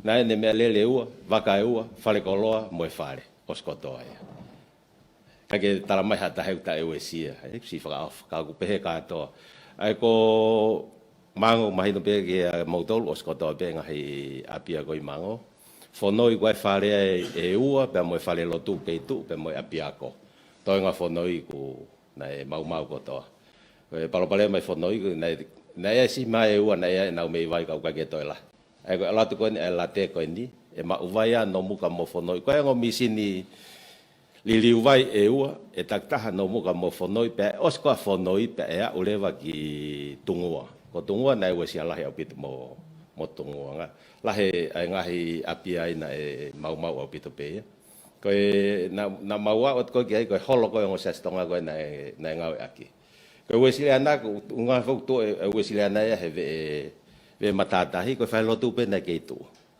ko mamonga na wesia na to pe foi falea unuaki ki mui unaki ka to pe ki mui ka ku o si wesia be mo apsias ko ya aya ku o kau motungu ya ilulunga he palo palema pe o kau motungu he mau toka ma ke ko matuku na kokotu na ki wesia mokotu ka ke fu wa o wesia ko tu ki tungu mo be aku kana kau mo kotu he wesia kai pa mau tokan ke ko u fono kon ko talatu os ko to e vakai ko ki tau te tano vaka tau to pe ko fatongia ia o si tuang PALEMIA ke ko van hapai kono fatongia ke kum ha u vaka o mai ke haya mai ke mo mai ke ngau aki he u motu e ko tu he tai mini ko mot ko to pe ko hano ki vaka mahalo ko pe ko matuku kotu ko matuku ko fe ma u vaka moya kana e ke fu wesia matu ai ko matu ha feva mana a petolo pe fa bena ki wesia ka ko ki foi konga pe ai mui he ka no fo ko i ha feva ka to e ka ai u motu ko i lulunga o ku na ma te u mote ni ku ma mai ato ia ku mo ui mo ngowe ia mo me ana u motu na ospe ko ai pa ia mo nga fi panau he to naki panau uhana tole sa pate mo ni te hoko uham saya pite vai e pa na os kamata fakatari vai ai ko ngai umotu ya ki malung hang ko o ua mo nga one lofanga na si pe hono ki wese na wese e fonwa ka ku malu au bit ai no ai kakai pe whainga mare pe vai whainga mare mai me toko ni ai ka kui kai kana ko uiha FALEMIA a o pe o hake pe au ka hake vai pe a o pe ke o fare ka ke ha mau ta tau pe mo kau vai ko pangai ko hihifo mo me be mo dai foi konga ko ya ko o tu la vea ngo fu pe ta im ko to pe pe fai nga o ga o smau be no save ana mo no o api ma pe ai ko tano ia ko kau vai sai au bita mango kai matai ya ko fa malo ti ofisa kolombo kai nga malo bita mau foi mango ke kau flau ke fra o pe ka mo to ko tu ngai ko ha pai ai ko fenga mare anga na ya ka to pe ai foi pe au ia ke o mot ko to ha pai ai o mot na o siala ta fito ki mo ko mai ko a ko tu mo tungo i lulunga na o mot na ya o pe ka ke fu ese ko e fu wa o ka to ke o moto monu ia au pita ngai mot ko sto u ha ko mata ke na fok na dolo no mol pa ka hange ko glave ni nai ko ngai motu ko ku sia tamaki kau he tu ke he alu ai vai mo me ko smahina e taimine e tu ku ngai ko me to ko ni be mo o slava o fakato to o tata ai pe ko ki community vaka ai fangi vaka no tu fa mai e ki kovana ai ko tau se fe FEKAU'AKI mo fe tu taki ma ho inga apit Whakare tio atu mo hawhewa, whakamo uiat mo e nā uhila. Ka atoa ko lava whakahoko lewa he taimini. Ko e hoko atu, kei tauhi pe hono ai vai, pia ko e ongo misin vai e takai ka atoa pe he umotu. Ko e me ongo misin vai e ua i pangai, ko koutu e tukumai e he kowana ki lulunga o haume ai. Ka loa te ongo misin vai ko. Ai ko e tu ko e whakawai ton ke whainga mahari he osikoin e takai atu ai la te ki hapai. Ko tau tala no ko ki he normal ko ha pai ke foko normal ko tu be ki time la lava e langa pe me be PALEMIA me kaptenti ma fa ma le ta e hange ko me ko na announce PALEMIA ne afi e fai fo ke clean up ai fai clean up pe osko ya pa hakot ke langa pe ka ko tu ko wesia ko atamai ko me ala me ta tau ka to pe umotu hau pe au ya hau ka to he taftafa ki ka to ta fa ko hanga mai ke fetu na tai pe au me ta fa ko etaha ai ko foi body of water for o rice ai ko wesia ko to pe ai ngai motu me ta tau ka to pe na tol ko ne pato pe ha me tange fa na ai ko ka ke ngata pe ka to le ka ko ka ai pe mo ka alpo pe ke fa na a ko ki li po ko ngai ko ne por ngai mo ui ke pe ka ai mo youth congress pe mo ngai siasi una fenga aki pe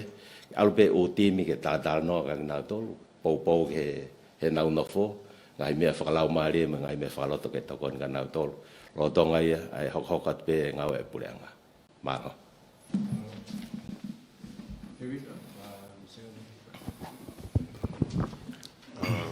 malo ik PALEMIA pa ko u fangat pe ngai Tongatapu mago fenga mari ko ni ko be ke tuat ke motor ne osi tope me forfola tama e ngai whakatai to preanga ka pe to forfola no ufi wharearea ko e ngai tama ki whanatula ko e kui whapapalangi ko e existential threat pe ko e ngai whatu tama ki tine lava o whakaauha whalufua o pita whanua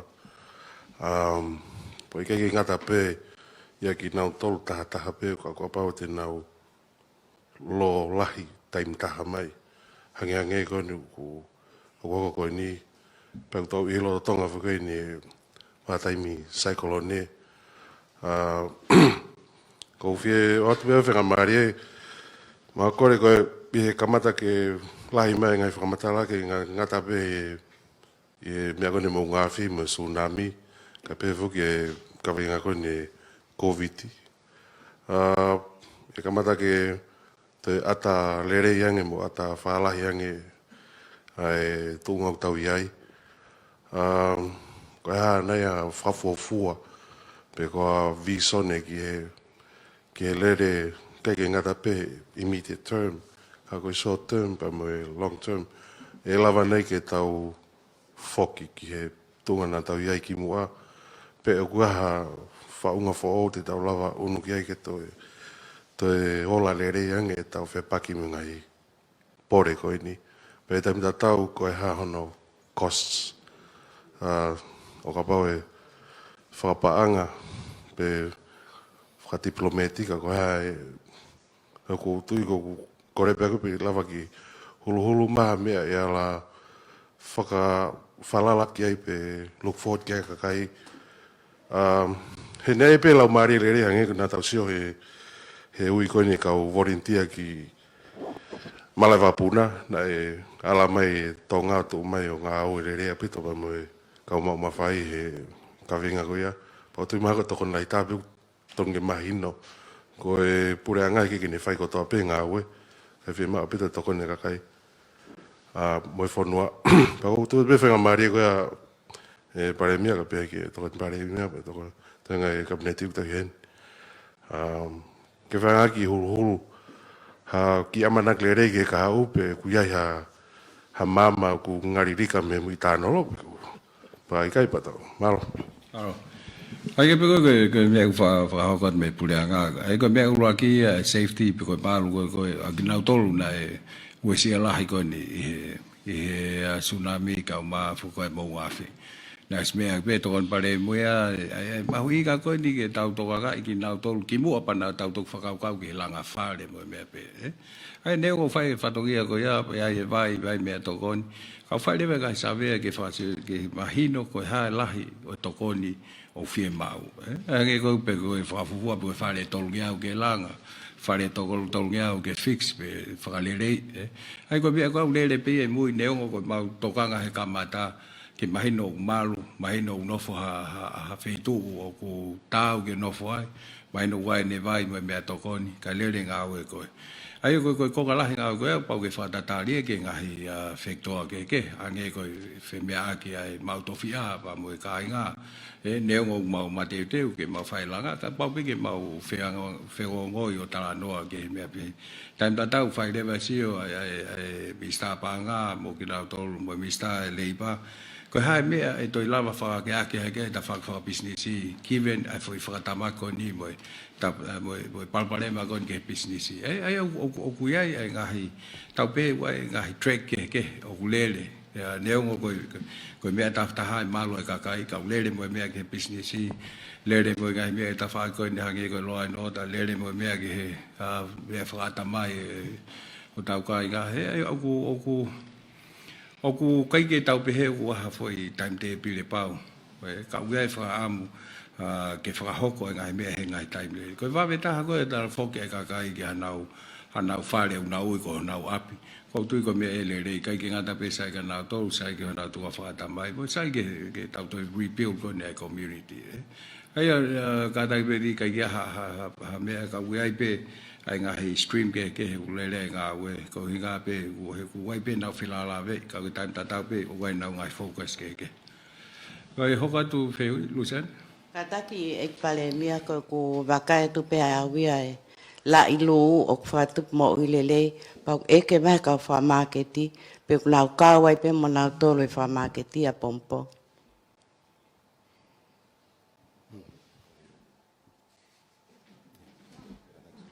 Io, Lucian. Ai ko e whakaukau whako no tuanga pongpongi ke toko naki ki he next 48 hours, Ke whakau mai be mo ki whai maneo ke mo lai lu mo mea ke lawai be whakatau, malo. Alo, io. Teisa pa hong mai be alo. Malo pito whaingamari e pa ko mana ku sai ke kaua soane ia he mea mimu a mi heo tari mai mau ngā hi wheui. Ko ek PALEMIA kataki o ku ki foloi tau tai whanongo ke ek nista paanga pe ku ko au ko sa ia mau pe tala no paanga tau te fito ki he taimi peheni ko ki kore pe ek minista paanga hai tunga gue tau ki fan ko ni ke KOVITI ko tari foku fa o mai kataki ko pe mai o ku ko issue e paanga o ko tui o kau he tari o ku kai ki whakawhia maari pe o ku mau inga mau pe ke as taxpayers mau whakaam ke mau iloi haki whakamatala pehe ko tau iwi pene o tau tolu pehe pe a ko e sirinin to kon mi muri pe he pe na mau ngawe aki e ki he pe to e tau fiha ai ko ki ko tu ko e kau matao tao ko ni office pale pa anga ai office ko ni ai minister pa anga na ilo le me ko ko fayat ke to kanga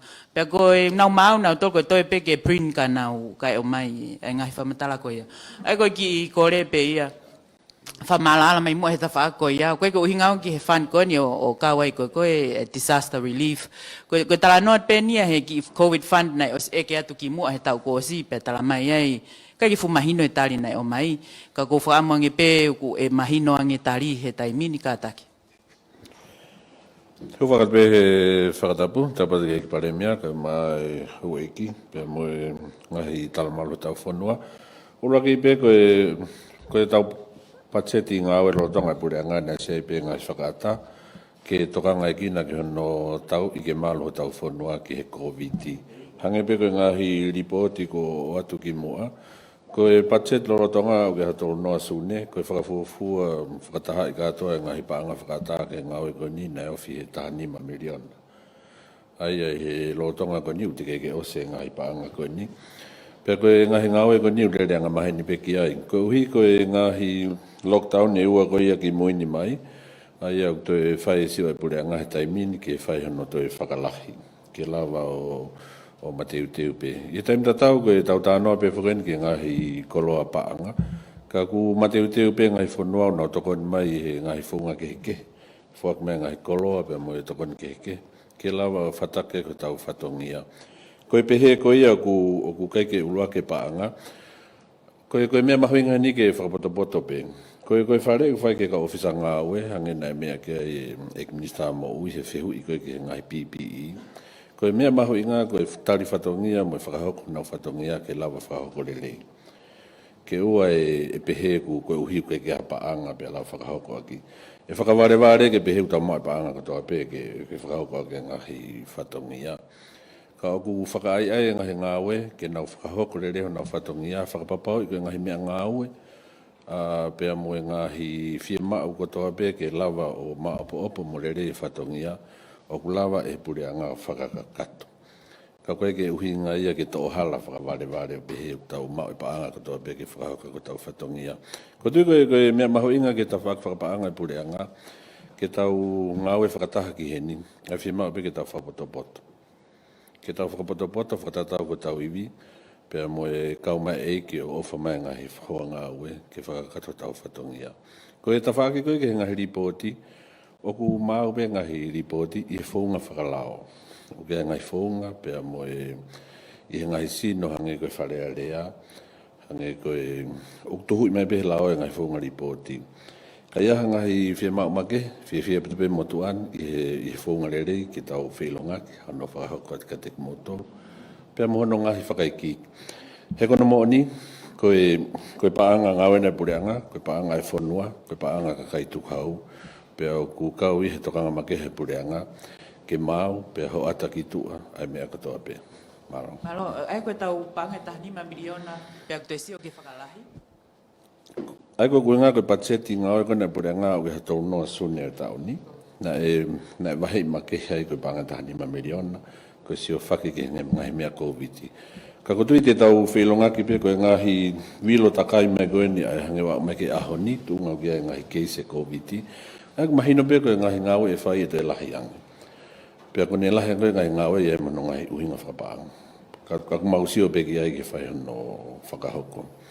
Ai koe whakatata pe hange koe ahoni na tare kabineti, te whakalahi atu e 5 kilo, pe koe vai 1 miliona, ke tokoni ke ofisi koe ne o e tau ofisi e nimo. Koe hako e ngahi mea upau ke na whakahoko tai mini na keke pehe na e palani ki ai. Malo, kataka koe pe he whehui koe iaka, koe mea pehe nau whanongo i he tuaki koe ni o e pōnite, whakatau pōnite e pure anga pa ko pehe na ko tau i he poko hae tuunga. Koe uhinga ia koe whiwhiri, mahu inga mau pe ke o mai ngahi whamatala koe ia, ko whanongo e whakatau pōnite.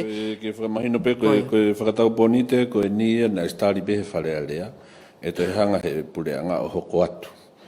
Peko hono whaka Britania koe roll out. Ai ana e si whakatau ia ki mua. Kau ku osi mai hono tau e tolu ki tau. Pena stari beia he budget ai pureanga. He te hanga pureanga te whakatau atu. Palo. Alo, oreva, kua nau tātu, pau ke whai peke o takon tātu lala. Malo pito koe ki whiu e nia ki he ke taimi ko nei whahoko nei tō mai ko tsunami i he eruption ko nei hoko nei ai e tokoni nei peki container i Mount Smart i Okalani pa heka mai waka Madsen pa no ki au ki tala no me kautaha agency ko i tonga niu nei hanga tonga i ko Madsen nei tu tamai waka ki tonga ni au tu site ka pa te tau siot ki ahon po pompong ma ko si clear me quarantine os aho tolu ia ka ko siopeng kia pompongi na lava whainga maari ko ilo peu mahaku ave toko ni koni ke nimo pa tok tufa he nimo ko ke mau ke toki whatonton mai he EIKI PALEMIA pa Tonga 4.2.2022 pa ka pau whahoko mea koni na lava toko ni ke ki nofo lockdown ni koni e whehoa whawalo koe ka hoko mai e ki whetoko ni ko me nusila ke kainga koi tonga ni. Maro lala. Iyo, wahina pio pe e toko ni koni ku spai tāna ke ko whakamui e lara ke nai whakatua sila mai whake ni mo. Ke clear kon he customu, pe au mai lewa ke ni mo. Ke siwa ange har whaunga. Matu ko uhinga e tau lockdown ko ni ke unga ke ua futokolahi kakai ke hawheitu. Ke siwa lewa ni mo ke whaunga. Au ke tufa ki he ngahi kolo. Whaunga ko e whakasisi e whainga maari e ke whakataha tokolahi mai e hakakai. O mau ia e tau tūtu ni konu roto ahoko. E whakahoko te re te o ai whaunga mau pehe whaputopoto ta. Ke whaatu ai gai tala mu, pa taim tatau ke talango fua ke tūtu ni ko ni mo lau maari e tūtu ni. Ko hinga pe ke whakasisi i ala mafola e mahaki i hafu tokolahi mai ka wheitu. Ta waka ko toa pehe tu whatalam whamui taha ai whonu mai koe kakai. Ai ko wheka maari e koe ni ke ni mo ke nau sioi pa whakafoku mai ke whaimotala ke kakai. E anga whewhe nai hano tu whaki o ke lava pe o tau observe pe ko tau talango fua ke tūtu ni kon ke ua e fu vao fi ua fu tokola ia feitu ie la mari tatau pe nai honga ia pule anga i he fe toko ni kon ka kai mo si o ko ke ua to o ki wa tu he ports authority ke totongi ki fi ko ia ai nei loto mo fe mari e ports pa mau popo ke pule anga ke mo finga aki ke mau kava e mau tolu ai totongi ko ni o port fee mo mea ko nga ka to ha pe ka ia pe ko ha o piki pe ko mau tropu ai mea ka o te na to o holo totongi holo fa ki fi ko ia kai fu he puleanga he finga aki pa mo port authority ke ki follow up ve ki pare mea ne I he tala no ko ni ko me fangi kautaha ke ko ni o ku na ho ha ki he waka hoko mai pe ha liliu pe ko ha sio ko ke waka ko te to ke ha kago he kago ku hau pe I he taimini ko ni ko ya uni ko case for when to help me ka ngawe ports ko ngawe ko fai he fe taimini na CV fo pe ka wai be mo ka ngawe ports mo stand up pe ai ha fonga e lava pe o lele pe CV ka ke lava pe ngawe ko fai I wafu kato fu a watu pe fu fainga tama ke au pita pau pe ke mau announce pe ke ngai ka ta waka ka ko tu ko he taimini ku o sio fata pe health pe mo e ports authority ke ha fonga e lava pe o lele pe na CV ka da mo go isolate pe mo ke lava pe fai ai fatongia ko ya teu e mau ko mai ka io te mau ko mai ka ko ki ko le tu pe no ki al holo e ahoni o au ko ki ap ngawe ma hau ko ki heni ki press conference ne falaka he u roadblocks pa ko po ia ke ka ngawe ko ni ai community mo ka town officer ko ni na to ta ne le mai ka u po me lala okay au ke press conference but ki ko le atu pe ki tu whawai mai ke mau ki area.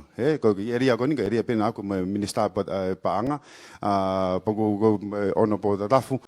Ko wai pa ki tu paanga. Pa ki mua pe ai tali feu ko ni EIKI PALEMIA pena whamalo me mau tolu I he aho ko toa ko taimini ko mau ko ngongo me mau inga ia ke ngata pe mau inga e to mai ko tsunami to mau inga I he Covid19 ko ni o ku ngoi ka kai una femau ke whanongo mai ka haongongo pa ko mea ni ne mau ta noa I media ke maha pureanga ku me update pe me wai le fa palang ko transparent pa ko whamalo atu malo alo Feu ibe. Feu ibe palemia ka ki lai feu i ko ngā tau mau tau takai whaosien. Ko ulaki pe palemia ko fotu ko ki eke pe ki ha palani e pureanga ki standard operating procedures for any other future cases. He uwa he fonua ke fotu ulakia ko wa pe ko nga pe ko langa mai me feitu ko ne tafaki faifo ai tu lavea ngofua ho tau fonua ko le pendia ki EIKI Minister Foreign Affairs pe ha ne fotu tu for humanitarian issue ke kore ki ngai fonua tu apreanga ki ha monu ia ho tau kakai ki no fonua tu ai e tu lavea ngofua ai fonuani i he climate change ko tolupe ko igmista panga o te to me ko e atu ne ia ai budget estimated fonuani panga fa tolu miliona deficit o e mista panga ko sika ko ngani ko te fanongo ke panga tahani ma miliona ki kamata ki ngawe ko na me panga ni makilu $500,000 ki he poni te ngari e wesia ni ko nga ke te whakalahi mua e palemia estimate e wesia ni o ia me KOVITI pe mo ko ni pa ko to tala monu ho fonua ho pureanga ki huta e tu te mai mo exemption tax e wesia lahi ka tau ki hiki hake tau estimate ke te lahiange pe ata mai mo tona mo pureanga ngai fonua muri ke lavat kava malo o se ai ko ke lau ko ke to hiki hake o so ka tau exempt ko le exempt pe mai no wo le tau ki se ni ti pa ya fe ka ke e to ko ke ni ko ha ka fe hu na ke bo bo ke Tupe palemia, kau pe ko. Bisa mo ba mo si ne si o na. Kau pe ko mahino e feu ia soane. Malo pito soane ko SOP ko na ke talanoa ki ai pe ko e. Tau pepe ko tutu ni ngau ki hanga hi me o khoko Oku liriu pe ngai tutu ni ngau o whakatatau ki alunga e aho. O ngau pe po ngau mo uia ke ngahi tutu ni ngau ko ia FEKAU'AKI pa mo to mai ko ne KOVITI. Na ia tutu ni ngau ki mo e to mai KOVITI. Pa ko ni ku hene KOVITI pa ke liriu e tutu ni ngau. Pe ku ngau pe kia e CEO ia pa mo Tongatapu le ko e va ki tua ki hono liriu e tutu ni ke fena pasi pe pa mo alunga ko ia o e aho.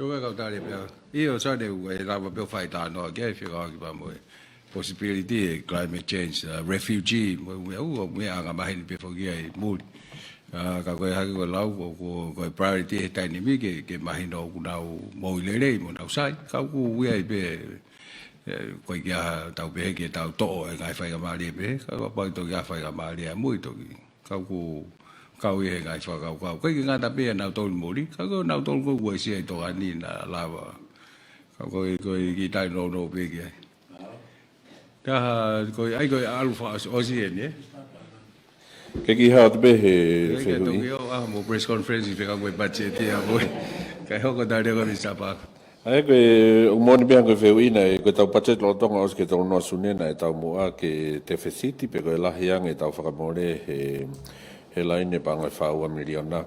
Ka koe angoe mau ngau e tai mini mau whenga pe koe whenga pureanga ke whapato e whakamore ke ua ea o ke he lahi koe ia. Ka koe pe mo mea i koe hoko kone ngahi mea koe ni ngahi whakatamaki whakafonua a ki he fonua ka mata mai pe me he pā e mau ngāwhi o lawea e ngahi businessi ke kuki nau tokoni ki he tau tānak paanga pe tau toi hoko mai ni ki he tukunga ku tau iai he KOVITI. Ai aku uhinga ia te whainga taangi. Ka oku i he whaunga ngā oe oku mau whainga pe ke whakapoto e ai ngahi mea katoa pe. Ko anga e whafufua ai potu ngā oe he tai mini he kai ke tau wa oe e tau whakamoreto ke he lahi kona e whai kai whakafufua. Pea hange pe koe ngahi ofa kua o takme ke pureanga. E lava ke tau lava o sio tawhakua. Koe mea whai kai toka ngā koe lavea koe ngahi sino ngā oe whakapaanga e whanua. Aia ko si yang hava yang no to koni ki na to ki na ta foki mai o ki tu ngale. Aia ko mahuinga fi to kan ke mo to ane. Apa ko ta fa fu ko nyu ko hala ua. Aia ko ura ko taha ko ngai to kone pureanga ka ko taha ko to koni mai ngai ka taha itu a he pureanga ngai businessi pe mo fonua ke tau lava o ka fataha mai pureanga no finga ke hau faki to fonua ke to ko nga o ku le yange malo. Pe ya fe ui me tu ko foi ta pe u toi. Tau lava. No pe. Alo. Tongol PALEMIA ko kolfa mole atu o ku ke moni pe ko ke hatai mia ku sai ai hu mai KOVITI. Ka ko anga pe fa ka atu if we gonna get COVID better from our own people then hau hanga he tu ke ka ko ki anga pe fa ka o ko kolfa mole atu PALEMIA pe he ki o kabineti na pe he ku o atu hanga he hu i o ku o ngali fa fe paki pe ka ko ngahi tokanga ini me kakai mana tu ko mau tolu mau FEKAU'AKI ton mo kakai pe ko fa ko pe ya ge feitu una pe mo o kabineti ka ku fa fo fa tali ka mana tu i o ku o time ni he o mo me i he ta ele voloke he pe ku ai mo ka nga we pe na fa no mai ke tau fe polta no fe porta la no aki pa dai me ni fa ke he me no fa matala mai pa tau ilo pe to kai lava e ke na atu i he o launga hanga tonu atu ko ilo i he na aku i he pure anga ka ko time ta tau fa malo atu ia i he nga we vai ko nga we ku si pe me apango pe to mai mahaki e tau ke ke finga ke fa ke me fu fa tamaki ko ko hinga pe ia ai tokanga tu i ta fa ko ia o hu mai ko o mahaki ka ke o ku fa malo atu pe ko ke ha feu o fa malo pe malo fa o se lewa malo PALEMIA ko hange ko lave de nai no fa mo te ke be mai te tau te fok tau toro te sai ange tunga goina tau ia ki mua ka ko tu be malu pe e lau mari e langa fonua ne ko fo ngai fatama ko ni ngari pe ko lavea anga pe mo ngari fa mama ka e time ta tau ne ko pe ko diplomatic pe ko financial pe ko whatever windfall e ala mai u fonua o fieka nga mo Tonga mo no kakai ke na usi fa ke me palpare ma ni pe ia nga go tausio pe fangi fonua ko mama ni ko kulai ta ko no ofi ko firi ko na tolu tu mari ta mo advance ta ngai fonua ngai economic ngai ko Singapore Isleri ma Hong Kong mo hai fe fu ngai fe tu ko ki fe hui pe ta ia ma va mi ai ko tangata ki pena si text mail o tonga mo ngai mea o gore mai pe lava ta ofi fana one ku ba ia he to langa lere ta ko ngai mea to pa mai ko fanga foi one pe kai mauhala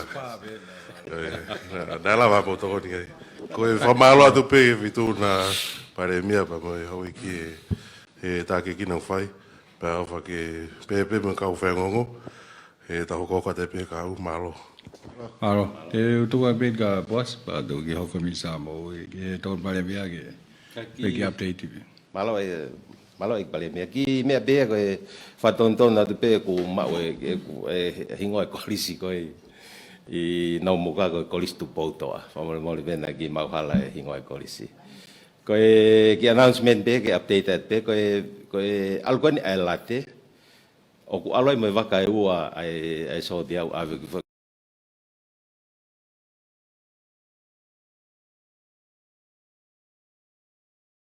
Enia ki he hange ko tau press conference ko ane afi o ki fra ho ko pe ki he media ko au ko ki he pong ini ko festos o ko hu malui pe se te hiva fitu ko second toast pe se te valu fitu ko fo ifika ko na watu ane afi ko ua valu hiva ki na utolu ne te kai pe ke na hu malui I he pong ini ua nima tolu noa. Aia koe te toko tolu ngeau ni mahi vai, pako whakamalo atu ke he media. Taim koe nei ato e kufika ane afi, pe aulele hala pule anga.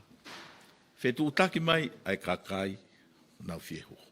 Fetu utaki mai media, koe hae whahinga tokoni te nau whai, ke tokoni ki he huhu malui. Pena oange ki ai fika telefoni o si staff te mo timi ko ia, ke nau whenga ue aki. Kai hange foku na kuwahe atu lala ane afi. Ke mo tokoni mai ke toko ua nima tolu noa koe o kutoe. Koe tolu ni mahi vai kuha. Te nau haupe. Ka te mo tokoni mai. Pe koe taha i PALEMIA. O ton ke whakapapau i. Koe tau kau mitia koe nio ku huhu malui. Na whai ku tau puke tau tolu. Mei hen. E kou whanongo ki he whakamatala koe alala. Na e alu takai holo alala. Pa kou whakaukau au ia na ko haa. Na koe hakau taha waka ia kung au ke alala.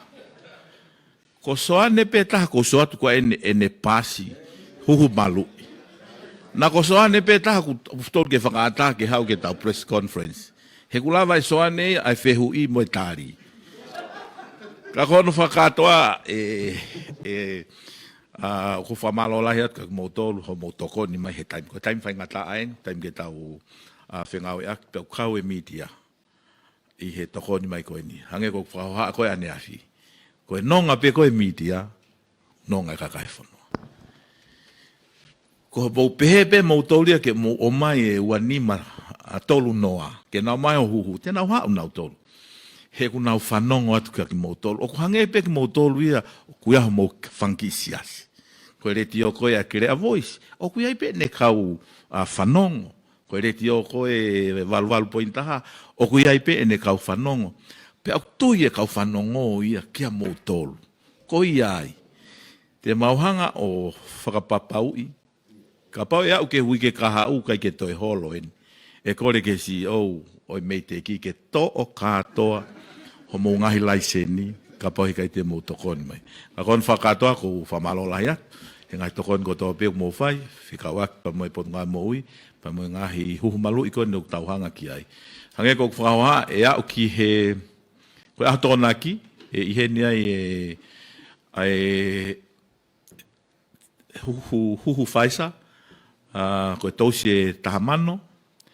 Pea e kamata lewa i he wike kaha u hano whanongonongo atu ke whakahoko ai huhu pusta kia ki nau tolu koe o totonu. Mo manatu i koe huhu koe ni whakamalohi i ange. Pe koe pusta tene toi hanga o atu e ai malu o toi lele yang kia tek mo tolu e kakai whanua FEKAU'AKI pa mo e KOVITI wa. Ai aku whakahoko koe whakahoha atu ka whaiwhai ange ku kai ke toa ha whiririu ake o hoko ai pēne tu uta heni ke mo tokoni mai. E alatu pēa ka unga ue ke mo ngahi kolo ke whakakakato pēa koe whanongonongo e whai atu ka te mo tolu pa mo mau whakaamu ke mo o mai. O tokoni mai ke tau ngā ue e kaulelei pēia ke ono malu e whanuani pēa neongo kui hene KOVITI. Koe taimi koe ka pau e mau hataha he KOVITI. Koe ngai keisi koe nuku mau o whakawhiawhia ke potu ngā ue tuunga ku nau iai. Koe nau tolu kotoa koe ni nai mau koe ni nai o second dose katoa. Tuku kehe ange pe ai ongo ki tamaiki he kumot mou mea i pe o ku tikeke au. Tikeke taimia ke huhu malu ki nau tolu kau ku tō maa pe ka tek nau tolu. Ko iai kakai whanua koe pe wham te tau whengau e aki. Ke tokon be ke toi maluange kakai whanua malo opita. Malo. Whamalo la hea tu ka whaingau. Ka mo lava pai koe ni hoatani tau potanoa. Whika koe ma mea ra nei toanga e Mr. Moimoi. Io i tau press conference hoko i aho sāpate. Kai pe toroi ke pongpong moni te. Koe hu mai koe ki office PALEMIA pau ke hau mo kāti. Mahino na ke suhutu oua kai tongofua ke hu mai ki heni. Paparewa i kai, pakitok text mai pe ka soane ke ne toko mai. ai fehui maui ga bito pe ko me ko tau fa matara me tau feinga ke tau ki ai tatau pe dia mo e fa ta NEMC e fa ho pe tu tatau ko huange pau ke mahino o ku taliangi ke ngai fai tu ni ko o ku fa hoko ko hinga pe ke malu tau tol mo fa sisi ai mafola tu ko ni ai mahaki ko ia wa e fa maro la hia tu Lusane ka ma ai kau FAIONGOONGO mo lava mai e me hoa tani o malo te ngai feui o pa wa to no ngai tali wa tu pa ke to ki takai mai o seni ke to whakaka tot ko fa mo ta pa na to no ka ko fa mu pe ya ke ho ko te tau ta no ka ko me le pe ya fa ka mali ke tau ta no ha wa fe mai no aki ma wa mai no pa ko fa mu fo ke ha ke ko me mi sa mo wi ke whakahoko atu ai tala noa ko ia mo foi mon ko ia ke kakai. E koe whakamoe ke na hoko atu ai tala ngofua ke ngai whai tūtuni. Ka tak pe ngari whai ngata ai mo ui pa mo ia la mea pehe. Ka koe uhi ngā pe koe whai tūtuni ko ngai koe lerei ma a koe pa mo lerei whakaloko fua koe ni mai kakai o whonua. Tau whawhetai pe koe kau pe ki mo i tau ngai whenga pa tau whamalo atu pe ngai lotu ai kau taki lotu. Mo ngai tala monu whahoko mai.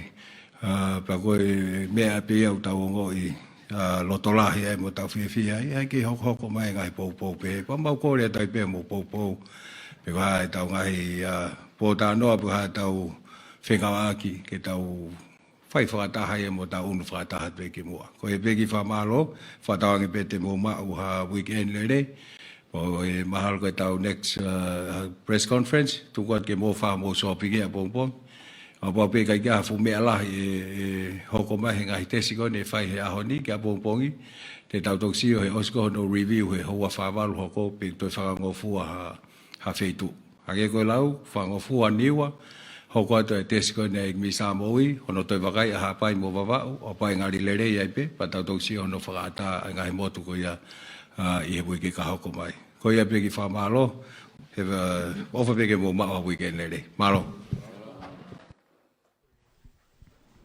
Koe ngataanga ia o POLOKALAMA ki he konfelenisi a EIKI PALEMIA pea moe Hu'akavameiliku minister pea moe kau FAIONGOONGO pea o ke ai foki ai whakamalo i he kau FAIONGOONGO ko hiko e tuunga ko ia ki he whainga maari e ke nau e ke whehui pea i kai ko ia pe whakama ala ngahi mea o ku au fia pe kai ko ia pe ko whainga maari e ke kinau tolu ke whakahoko ai whe mahino aki, pe kai koe ape, ka koe whe pōpō aki, moe whe ngāwe aki whakataha. Koe taha ia me au kumahu inga au pito. O ke ai whoki moe whe inga ke whakama ala mai e ta whaaki ko ke ngahi māketi, ki he tokoni PALEMIA. Kau whakamaketi, pe kuno fua nai pe, ai tu unga koia, ki he whakamaketi, i he maketi koe ni poasi. Maketi koe ni whana. Koe maketi ko hangepe koe mea whakamuimui. Taktaha maketi pe hondo api. No. Ia. Maktabune maketi whonue. Okay.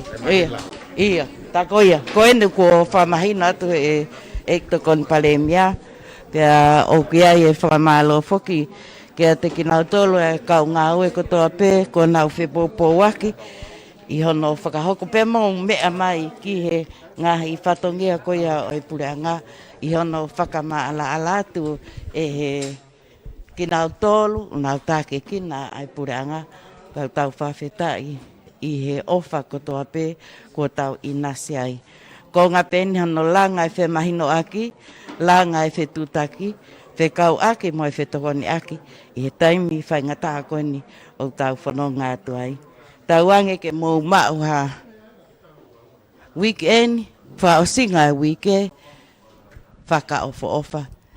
Ai neo kuhanga mai, pe kai ki ngatai ka koa pompong. Ono pompongi ke ono e whiawhi, whainga maari ai, ke whai ai tokonaki o e sāpate. Ka i he kotoa ngahi mea koe ni o whia mau pe foki e tau whaka poto. Pea koi ai, o lava ai ngā wehe whaosinga koe a oi ahoni he palaite. Mau mea ka tautoki whelongo aki.